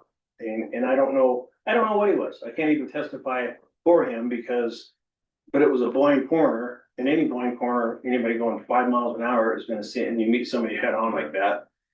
What I tell them to do is cut the inside corner going down and the outside going out when you're going up, so people can get those big floodlights and the flashing lights on top of it, maybe get some visibility, but we trimmed all the limbs. I hope that was okay with you, because I did it, but you know, the corner. Permission, do whatever. Well, I don't know. I just didn't want to overstep my boundaries, and I've offered it to, even Mr. Hinkle to help put the fire out, or help him anyways, but. Did he accept the radio, or did he say that? You know, he was, I don't know. I mean, those are super expensive radios, and I'm happy to install it for him, just because I understand and I believe in safety. It's very important. I wouldn't want to have my family at risk, but I don't really believe he's at risk. However, I can't really. So it's one that has to be like bolted in versus. Well, I have handhelds, and I'm happy to give him a handheld. Target every night. Yeah. Right, I offered to say, listen, why don't, I'll talk to the county commissioner, the county, and offer to buy the corner mirrors. You know, the big half moon mirrors that you see on corners that you can look up and see it. See what's coming around. I don't know what they cost, but I think that if he had a handheld radio. I think that's a great idea. I mean, that's, we have it posted, mile marker 0.5, 1, 2, whatever, so forth, up to 2.5, but inbound at 2.5. But it's just a idea to help. I don't know. I don't need to take up all your time, but I think that's a I mean, that's viable solution. So is this the only resident that is up there that? I think there's like 5 people. He must be on the roads the most, it sounds like, I think he's the only gentleman's voice concern of another complaint, I think, which I didn't know about, was 2 weeks ago from the same man. Yeah, and this email came in, yesterday at 3:30. This email mentioned a previous. Well, he was very upset, and he wanted to go to DOT, and I'm like, listen, your complaint would be with the county commissioner and the sheriff's office. I know the system very well. DOT, they're not CDL drivers. That's not a CDL issue, but not to put his concern aside, but I don't know how to appease it other than a radio and maybe some mirrored signs. Well, thank you for going above and beyond to try to defuse the situation. Well, I put my family there in the same position, and perception is reality, and that's what he feels. Okay, and I can't put that aside, other than I will do whatever you You're guys. talking about mirrored signs on a couple of flying corners. I think it would be helpful. I'll check into prices them, and I'll donate one. We can keep working there. Yeah, if you could have something like, have that price or whatever, and what they cost or whatever for Tuesday, and when we talk about it Tuesday, we can. Okay. Yeah, I think it would help, and like I told him that, she didn't really want to listen to, but we worked a lot of mine jobs in Forest Service roads and whatnot. A lot of times when you improve the roads, it gets more dangerous because they don't care about the speed. I do, but that's crazy. These people are driving fast, and it's like, okay, well. Is it drivers subcontracted, or are they employees of the? They're employees. They're kids. I mean, they're younger, 22-year-old kids, but they're very aware of the safety issues. And I'm like, listen, if we hurt somebody, we're done. You know, this is my livelihood as well as yours. And it's a good thing to be working up here. How much traffic's going up there with tourists and all that, or not much? I mean, it's not much. I mean, we went to work Sunday afternoon after everybody left. I'm like, okay, let's go try to get some loads in because they're under a time constraint. But they're, 5 people, 6 people. But some people just, they're not very intelligent at all. It's like there's signs everywhere and you're stopped in the middle of the road. It's like, man, why, you guys? And I don't, they don't know, but they don't understand that there's a big sign that says big trucks all over, up and down. And, Scout Road, you see people stopped in the middle of the road. It's crazy. Yeah. But I don't want to see anybody get hurt, but there's only so much one can do. But I'm just, I'll leave you alone. But I'm just offering, I'm happy to give them radios. I'll install it. I'll buy a mirror on the corners, might help. But, and I think the dust hasn't been too bad. I was aware of concern at the beginning, and if it gets to be that bad, then I'll get a water truck and we'll run the water on it. But whatever you want is really what I'm trying to get at, because it's a good thing they have going. I'm really appreciative to have the work, and I would like to keep doing it. So whatever we can do to help. You would want to copy their insurance as well, just have them on file? Yeah. Do you need that? Your declaration. Yeah, we have to have that. There's Yeah, something. okay, we Keith, might have Mark, to- and I have worked on this together. Yeah. I'll have Carrie, our bookkeeper, send it over to you. Okay. Absolutely. Or I can go get it right now. Or I think Oh, no, yeah, She had a stroke. Tuesday or whatever. Okay. Awesome. Well, thank you for All your, right, yeah, have a good day. thanks. That was helpful. Alright, so. Next agenda item, Phillipsburg Cemetery, no one's coming in for that, so. Nobody's coming in? Can't get a hold of them. Can't get hold of anybody. Now the trade at work. Yeah, Did he had to work? I mean, I talked to him I'm gonna yesterday. go quick ask Sarah for a little confirmation on what this is to see. So, yeah, my issue is we got this letter last year and so Yeah. it's a Yeah. continuing to Well, happen. it's something to do with the annual report, I think. I know.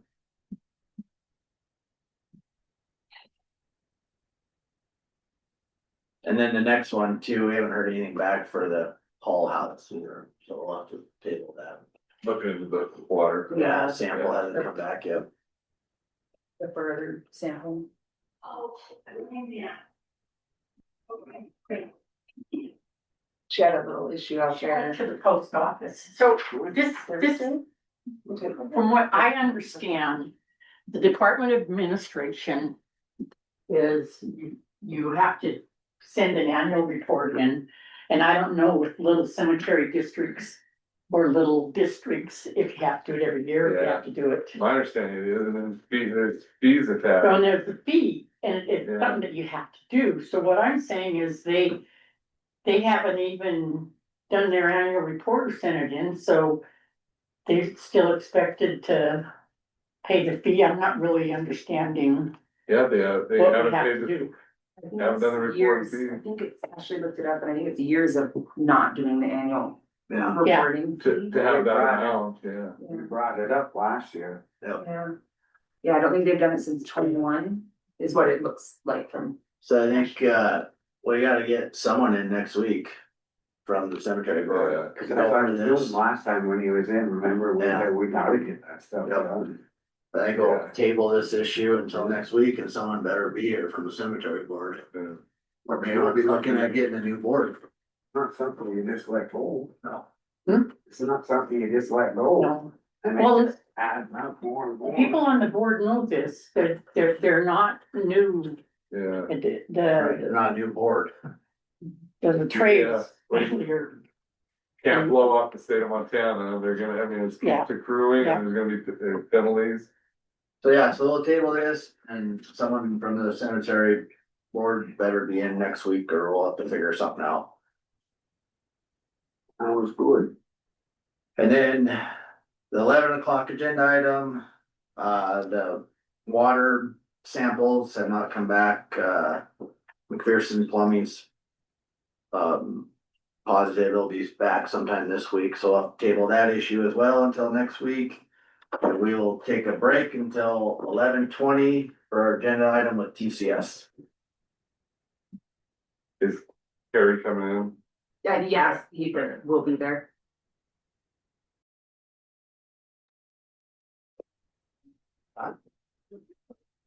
Alright, so we're back on, with TCS Northwest Courthouse elevator and bathroom update. How's it going, guys? How are you? Not too bad. Haven't got yelled at too bad today yet. Positive. So yeah, just kind of look at things to see what the ADA's under way. Yeah, we're currently working on the ADA parking right now. Oh, you state your name. for- Harry Moreland with PCS Northwest. Michael Goodwood, PCS Northwest. So we're currently working on the ADA parking right now. We're gonna be pouring concrete on Thursday, starting pouring concrete. We should have that complete by following Friday. With maybe the exception, we're trying to schedule the painting of the markings for the ADA parking.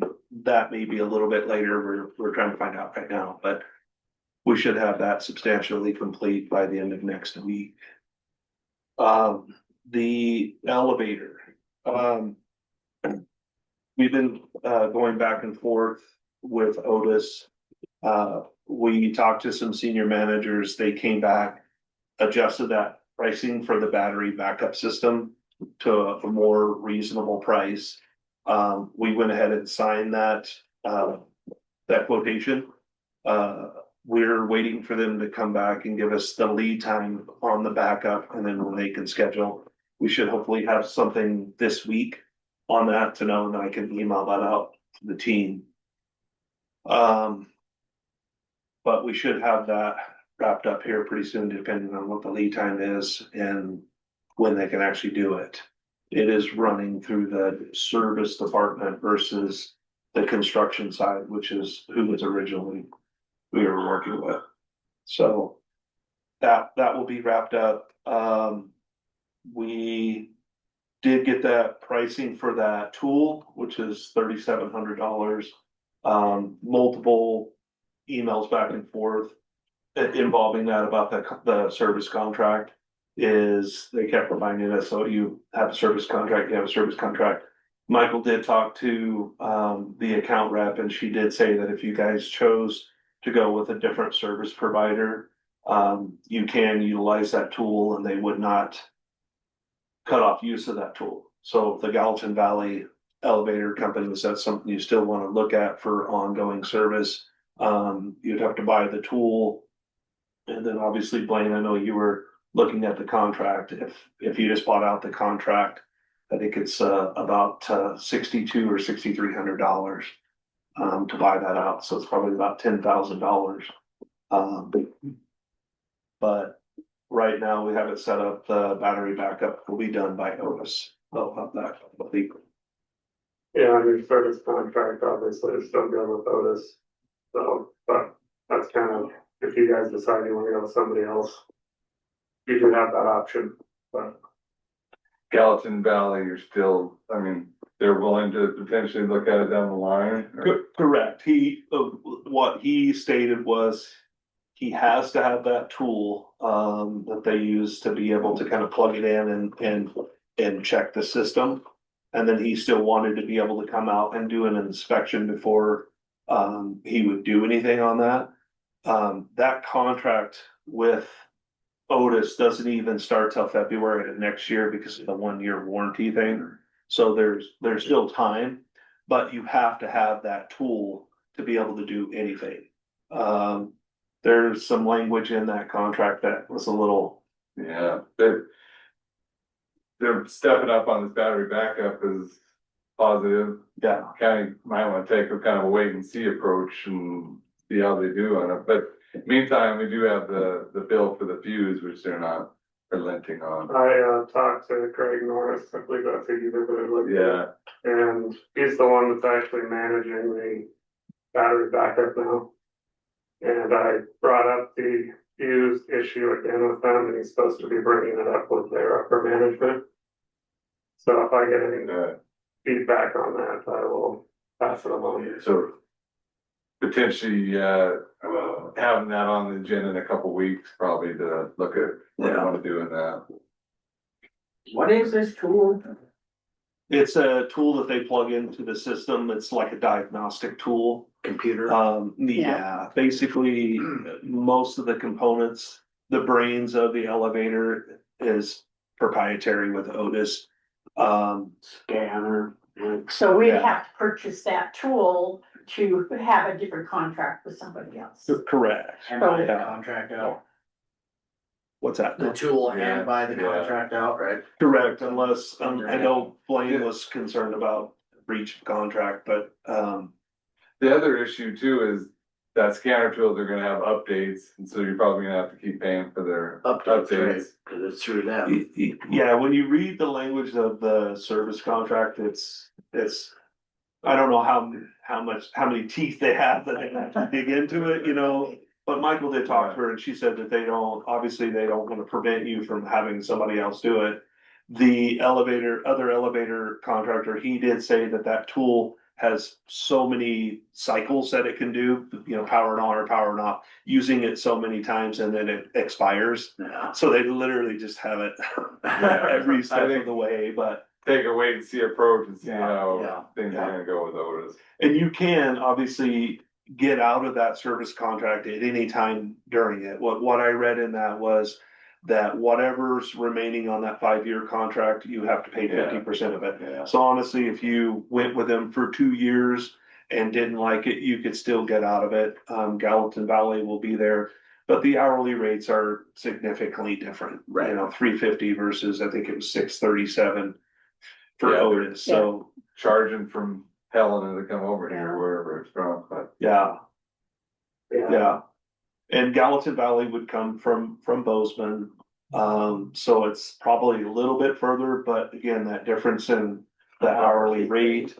And when it came to annual service, Gallatin Valley did mention that he's got some elevators in Anaconda that they service, so that you could always kind of, you know, schedule that to where it's a little more, you know. Everyone just. I seen friendly, right, everybody mileage. gets, absorbs that cost a little bit, but, Realistically though, I mean, hopefully this fuse incident that happened was kind of a one-off deal and you guys shouldn't have any Yeah. problems with it going forward. But you do have options, Yeah. so. Yeah. it has been just a slow back and forth with them. Obviously, I know that you guys were concerned. And when they came back with that adjusted pricing, that felt reasonable. It's about the same price that Gallatin Valley said that they could install that battery backup. So we felt rather than waiting to order the tool, wait for that to come in, have Gallatin Valley come and inspect it, do all that, it was gonna add even more time. So Did Otis give you a timeline or on getting it? no, we, So I signed the contract on Friday, 24-hour notice on basically the work orders put together. So I should have something by tomorrow on when it gets scheduled, but it sounded like it was gonna be relatively quick. Seems like. Quicker in the elevator showing up. Little better response. It's good having, at least having the local, Greg Norris is Montana, right? Yeah, I think he's out there. And so, have a local contact. And I'll get you Naomi's contact. She is the account manager that I finally was able to get a hold of and started getting some concessions back from Otis. So I'll get that to Blaine going forward. So if we have more problems, at least you have somebody that can actually seems to get something done with Otis. Thanks. And we sent the certificate over to Blaine to inspect them. Yeah. Still, it's in the, yeah. It's been done, it just, you have to actually email into the state, which I wasn't aware of, to get the certificate, so we just got it printed. And then we have to post in the elevator, so. Yeah, it's in there. Thanks. Yeah. Cool. Everything else completed, just the ADA then? yes. Yeah, we were hoping to work on that last week, but I didn't time the weather very well. Yeah, I didn't think we were gonna get that much rain, but yeah, it really put down some rain. Yeah, as soon as we dug the hole, of course. Yeah. Well, you guys wanna dug the hole and it never would have rained. Yeah. That's usually how that goes. Right, exactly. But- Alright, so your concern was potentially having them working on all the projects combined or, as far as starting the roof? Oh, that was me, yeah, I just wanted to get this other stuff wrapped up so we don't have 2 different jobs going. I'm just tired of dragging it on, and I'm sure you guys are too, but it just makes you nervous, I just soon finish one and get, but if we're gonna run out of time, Yeah. we talked a little bit and I understand what they're saying, but it just seems like we're always got some other excuse, gotta wait for this, gotta do that, and I guess. So the plan was to get the roof done this season, correct? If it can be started soon enough? Yeah. So we got some lead time that we're starting to really push on getting it done this year. The windows themselves are 8 to 12 weeks out. So we gotta get those ordered now type of soon. And then also, some metals, all the other items that were. Yeah, the plumbing, the drains are 4 to 6 weeks out. Plus the plumber emailed me and kind of asked what the update was. He said my schedule's filling up. And we have to go through the submittal process before we can actually place the order. I spoke to the roofer last week and we are getting a little bit tighter, but we're still okay. He's estimating about 5 weeks for completion, but it's a 2-week lead time for the material. Plus we also have a couple of weeks worth of time for submittals to be processed and turned around. The roofer's comment was, the abatement, the dumpsters for the asbestos material. He said that's kind of the hardest. Those are always in demand. And so we're kind of subject to that, which will be one of the first things that gets done. But he doesn't anticipate it being a problem right now. Like we feel like we still got a little bit of time here, but. Who's the subcontractor? It's Ace. Yeah. Which is good with the architect and everything. They'll have to do it, yeah. Yeah, I mean, I'm good. I mean, next Friday, so the EDA will be done. Yeah. Except for maybe. Yeah, except for maybe in the painting and stripes, yeah. Yeah, so I mean, I'm with that and just the elevator, I mean, I'm okay with getting going, on the roof. I don't know anyone else, I mean. No, I'm good. Motion that probably, huh? So. Better in a motion. What are we motioning? It was to approve the agreement with TCS on the roof. We're approving what? The agreement for the roof with TCS. Okay. Roof project, I make a motion, we don't have to do anything with the update on what the elevator and bathroom. We're just the roof project. Moving forward, Okay. approving it. Set to go forward with the roof project agreement with TCS That is. effective. Sign it today. Yeah. Be electronically signed. Do you have a second? I'll second it. All in favor? Under public comment, sorry. All in favor? Aye. All opposed? Motion carried passed. So it can be electronically signed, right, around there. So, Yeah. There's a Yeah. concept. Yep. We'll get you guys a schedule, in the next week or so. Okay. We have one roughed out, but, we'll put it together after, based on lead times, so you know what's going on with it. This project's gonna have a different team than the elevator, also from TCS, we recently hired he's a commercial superintendent, he's got a lot of experience, so they'll be overseeing this one. And we have several new carpenters on, so Yeah.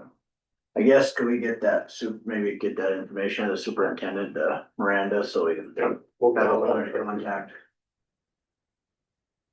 So. Hey. Alright. I'm good, alright. Yep. Have a Thank you, good day. gentlemen. We got on. Anyone coming in for the wagon wheel deal, do you know, Blaine, or? Wait on that, or? So, Hey, Gail's on, I think. Miranda, Not yet. So Yeah. did you get an email from Carrie with Gary? Yeah, I see him She popping just in. wanna make sure it went Yep. through, that's the guy that was just in here for Carrie McClure just saying that. Yeah, I see him popping up over here.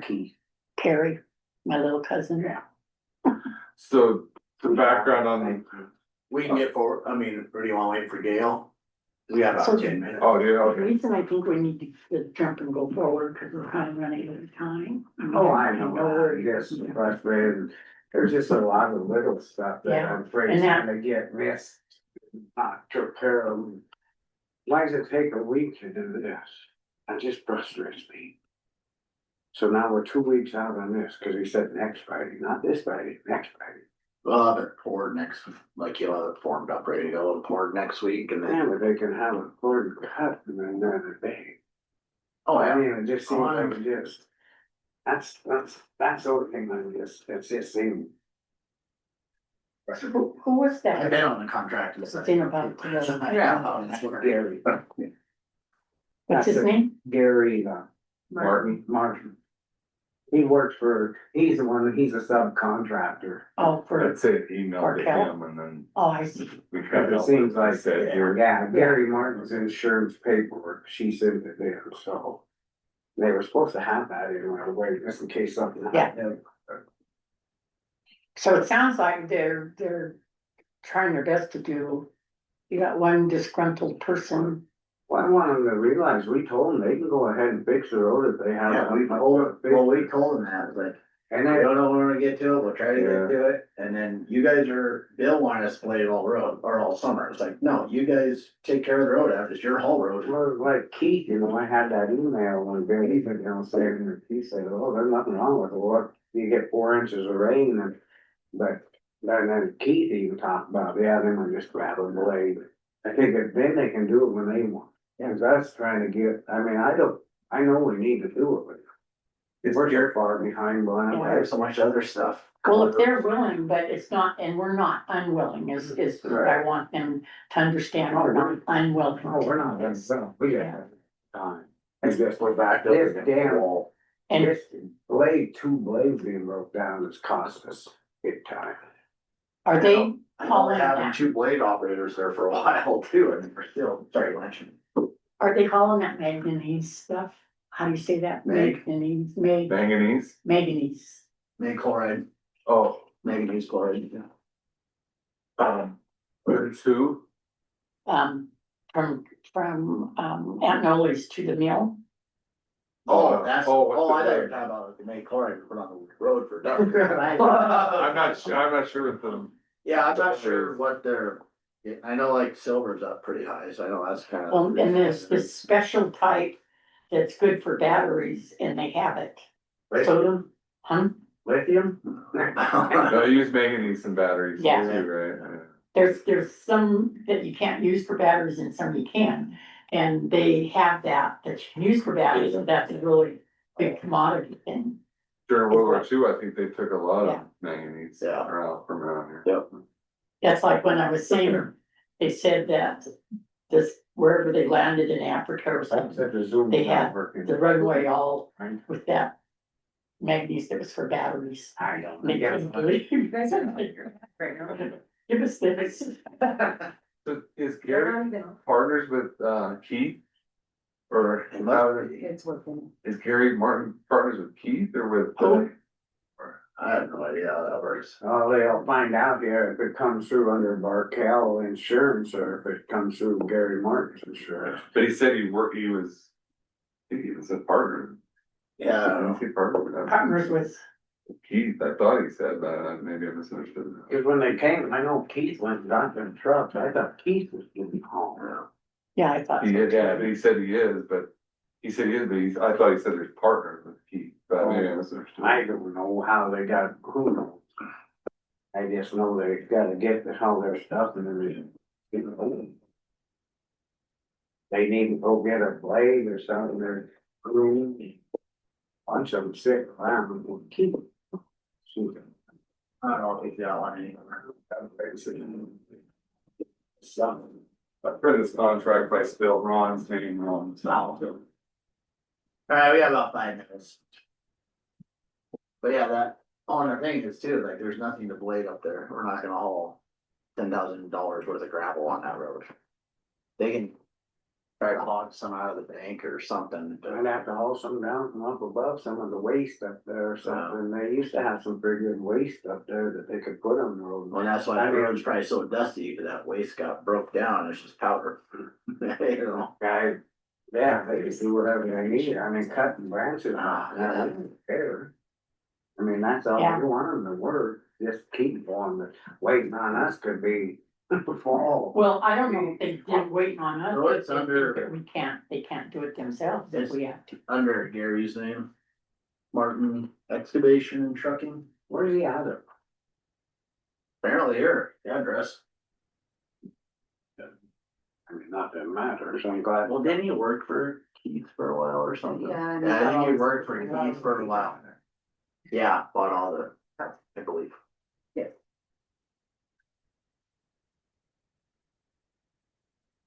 certificate holder, Bartel Trucker.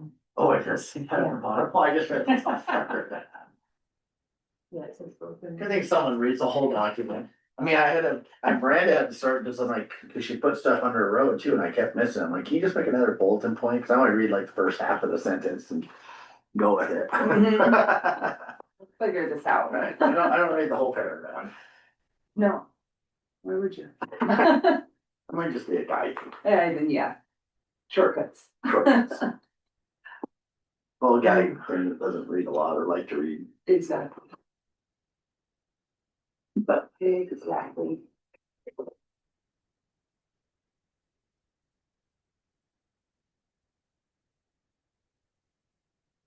Well, I wonder if that text from Frank was when we were down. No, maybe I wasn't thinking. Or we lost. No, now I got a thumbs up. Well, I can see him on there. I seen Monica for a minute, but now I don't. I don't know. Maybe is that phone number constantly. Maybe Frank is SW. I don't know.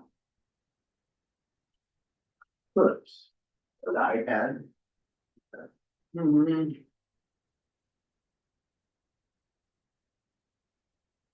This is such a.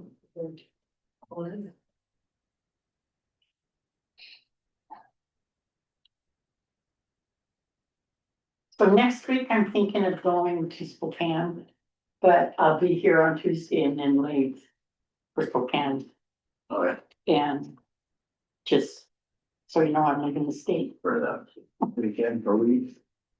And I'm not gonna be able to make that study commission meeting, I've gone. but I'll tell Lutheran. I'm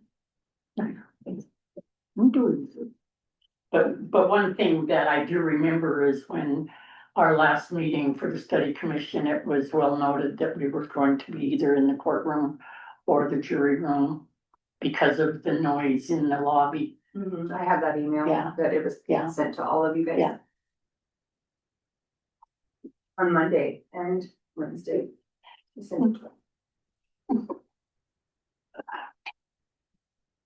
Yeah. Who's SW? I don't know. There's two. Waste. I don't know. There was two SWs earlier, and now there's just one. No idea.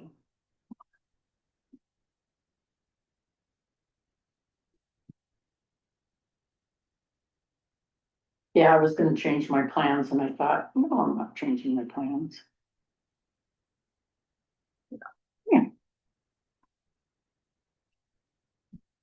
Sam said he was gonna look at the water truck. He didn't think. What about pictures?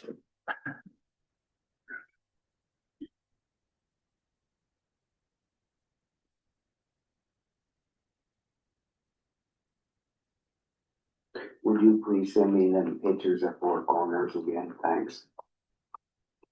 Oh, what happened now? I lost them. I had them, and I was gonna send them, and I couldn't find them. Who I seen them to? It could be out in Wonderland. Get those random texts.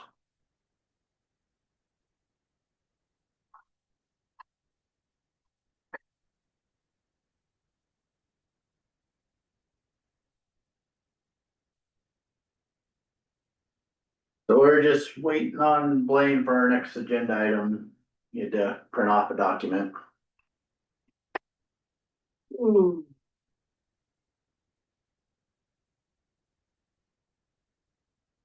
why was it, sorry, why was it that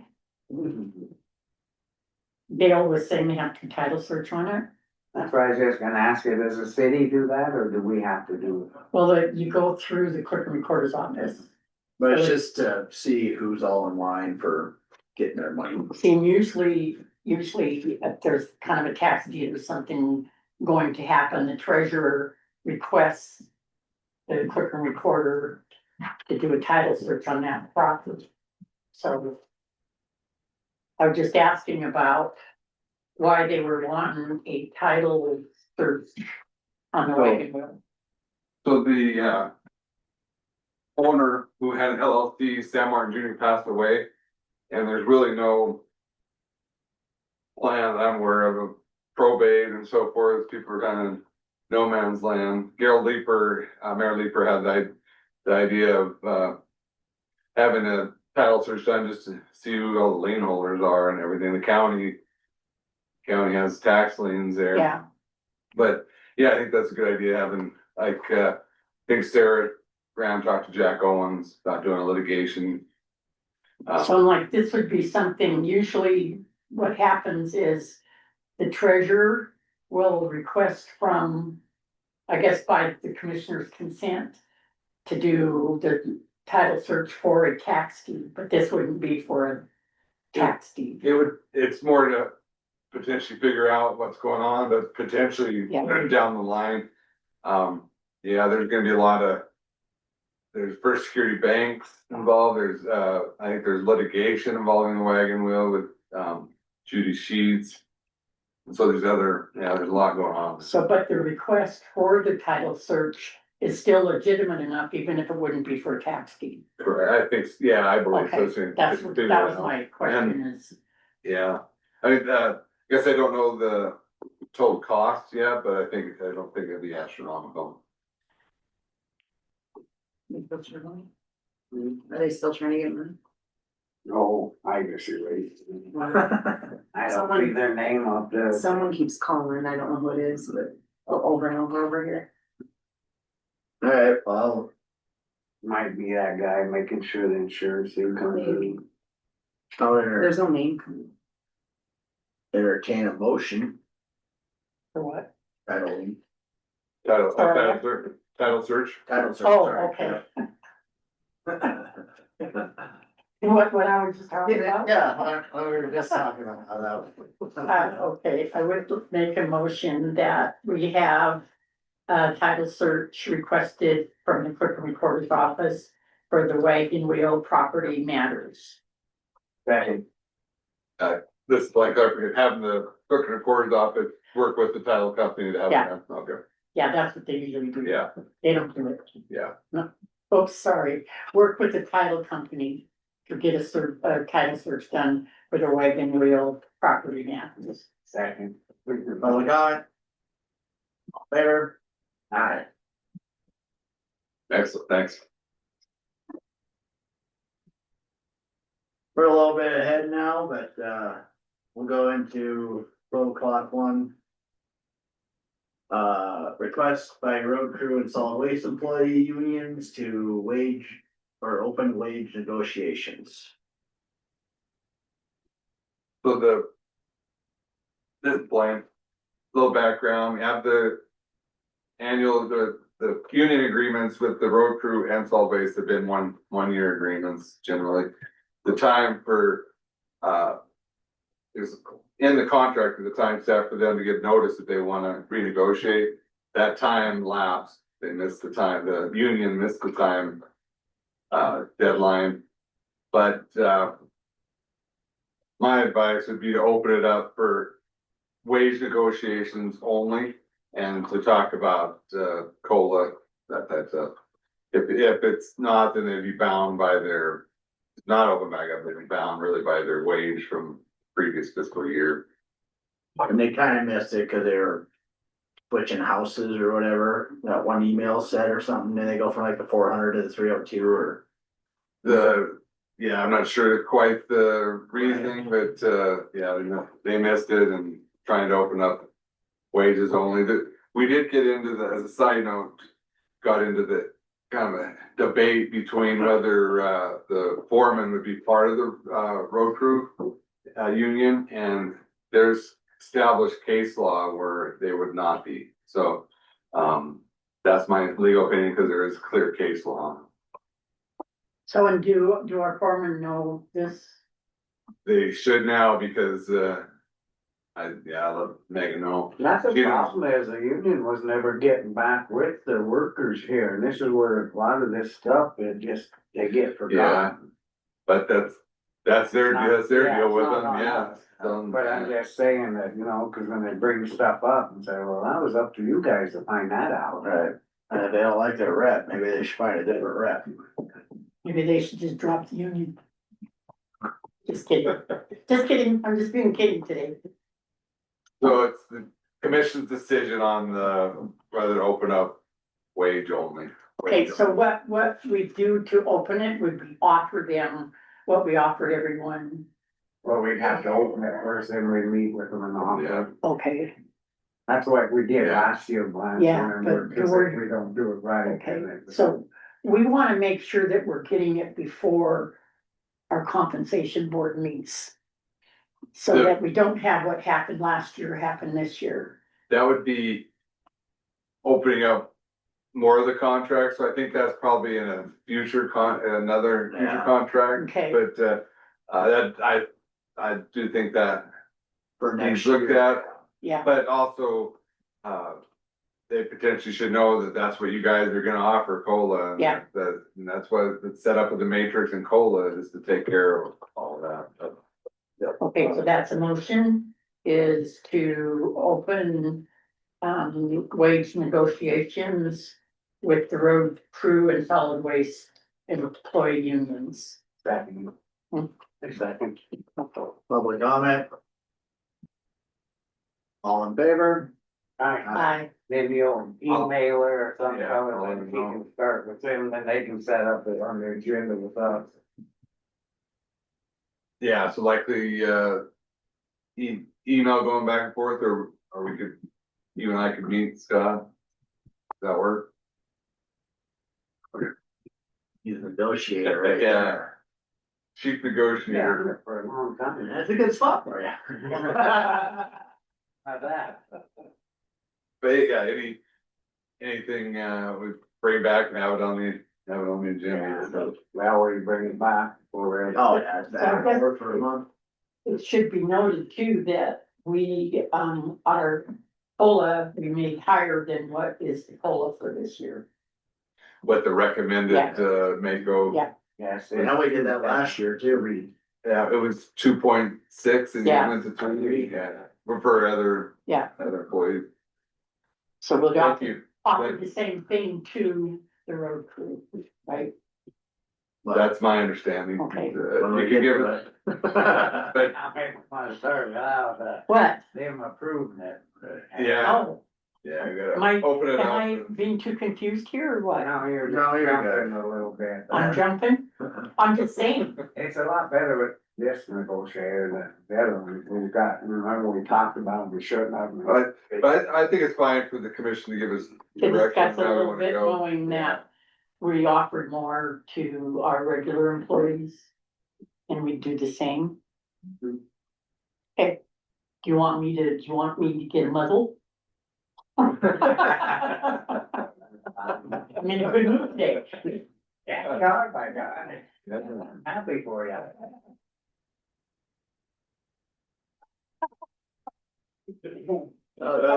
Yeah, We never yes, got the that. fingers there.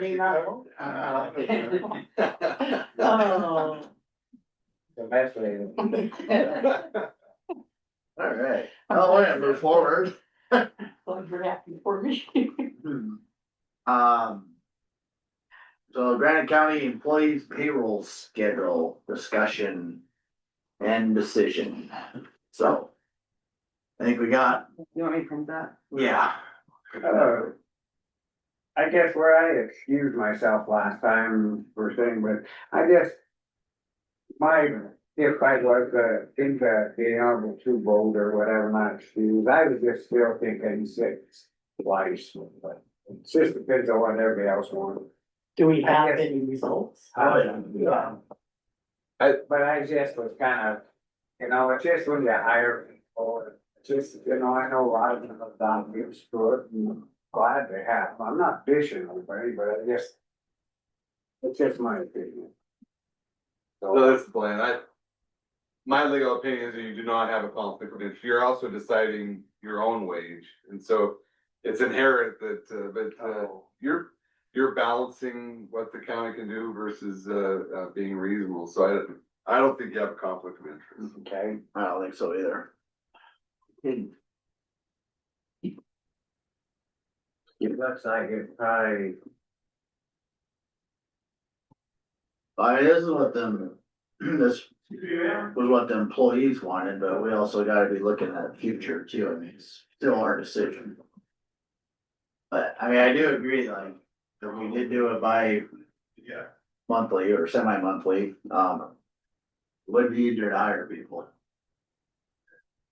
But, Well, if I may make, my opinion is the fact that once you start, because historically we paid monthly and it is hard at first because that paycheck. Yeah. But then you get used to it and you get your expenditures and stuff all set up so that you know your payday, you're gonna get them paid. Where I think that the employees do not wanna change the looking by the total vote to the bi-monthly is the fact that they'd have to redo all their expenditures with their creditors to make payments maybe on different dates. That's the only thing I can see where they're coming from. yeah, I mean, yeah, I see Yeah, both I mean, sides. this is why we went out to them, I just saying that I'm still on the semi-monthly, just what is the fact that we're, you know, trying. Yeah, I mean, it was relatively close, I mean, Oh, yeah. and then you have, Oh, did you look? and then you 15 to have, 20.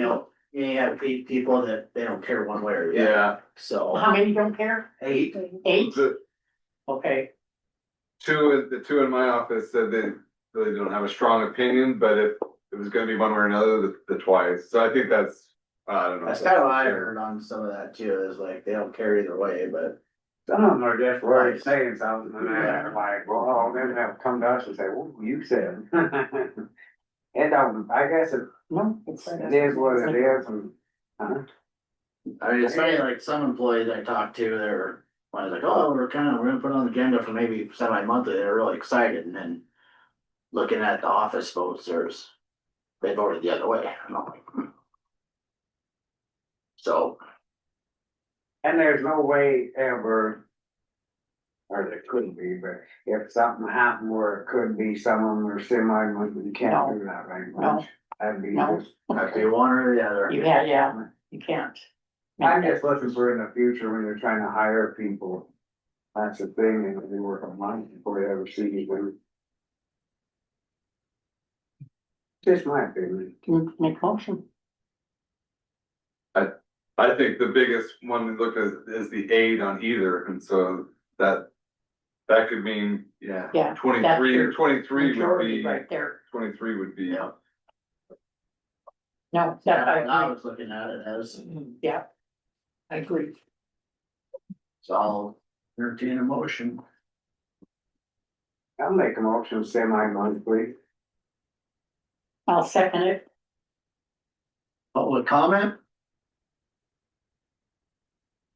All in favor? Aye. Aye. Motion carried and passed. Then bring them back to the table. All right. Then I had, the contract with GCMC. Oh, yeah, Same as we last year. finished that up, I guess. Yeah, I have Ron's name on there instead of Brian's. Alright, so That's right. since we're a little early here, Blaine, printed off the agreement for. Title or Area 5 You approved it earlier. just- that we approved and we're just signing that document. Sounds good. Yeah, Rachel did a good job with that. Yeah. So what's that survey confidential? Ish. Kind of ish? Yeah, I think so. Yeah. Why not something? Does anybody else? It's just a spreadsheet I made. We are the only ones that have that survey. Yes. Okay. I think you say the final numbers, but saying like what Yeah. office said what, that's Yeah, probably. I read confidential. Yeah, Yeah, we do the final. I've been asked Yeah. where the numbers are Yeah. at. I think, But they haven't been able to look at offices. No. Oh, okay. I think I just read So it. due to the fact that we had this amount for monthly, this amount for semi-monthly, this amount who didn't care, the amount who didn't care overrides the monthly. right? I would say that would be, That's a good argument. And that way it's on record and I don't wanna have it out there showing who won. And it's just gonna cause a big, I just read it. Yep. We know. so effective whenever the payroll gets the new software and they're testing. And on that, Lance, you brought it up too, but I'm totally with Paul on this stuff. We need to have somewhere or another make sure that they do this. Well, I'm thinking like if they just do that, right? I mean, that's your daily stuff, could probably write it down every time you get to shop and then when you gotta That's pretty submit, handy. then when you submit your time, you probably just go off that, submit your time. We still need to get those handed in. That's Unless that office can print these off for us every pay period. They'd have to have them every pay period just to look.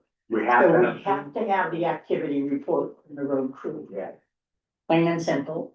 So depending on how they would wanna do it, if they wanna do it manually, Yeah. or if there's a way that the system Can print it can off. enter it for hard copy.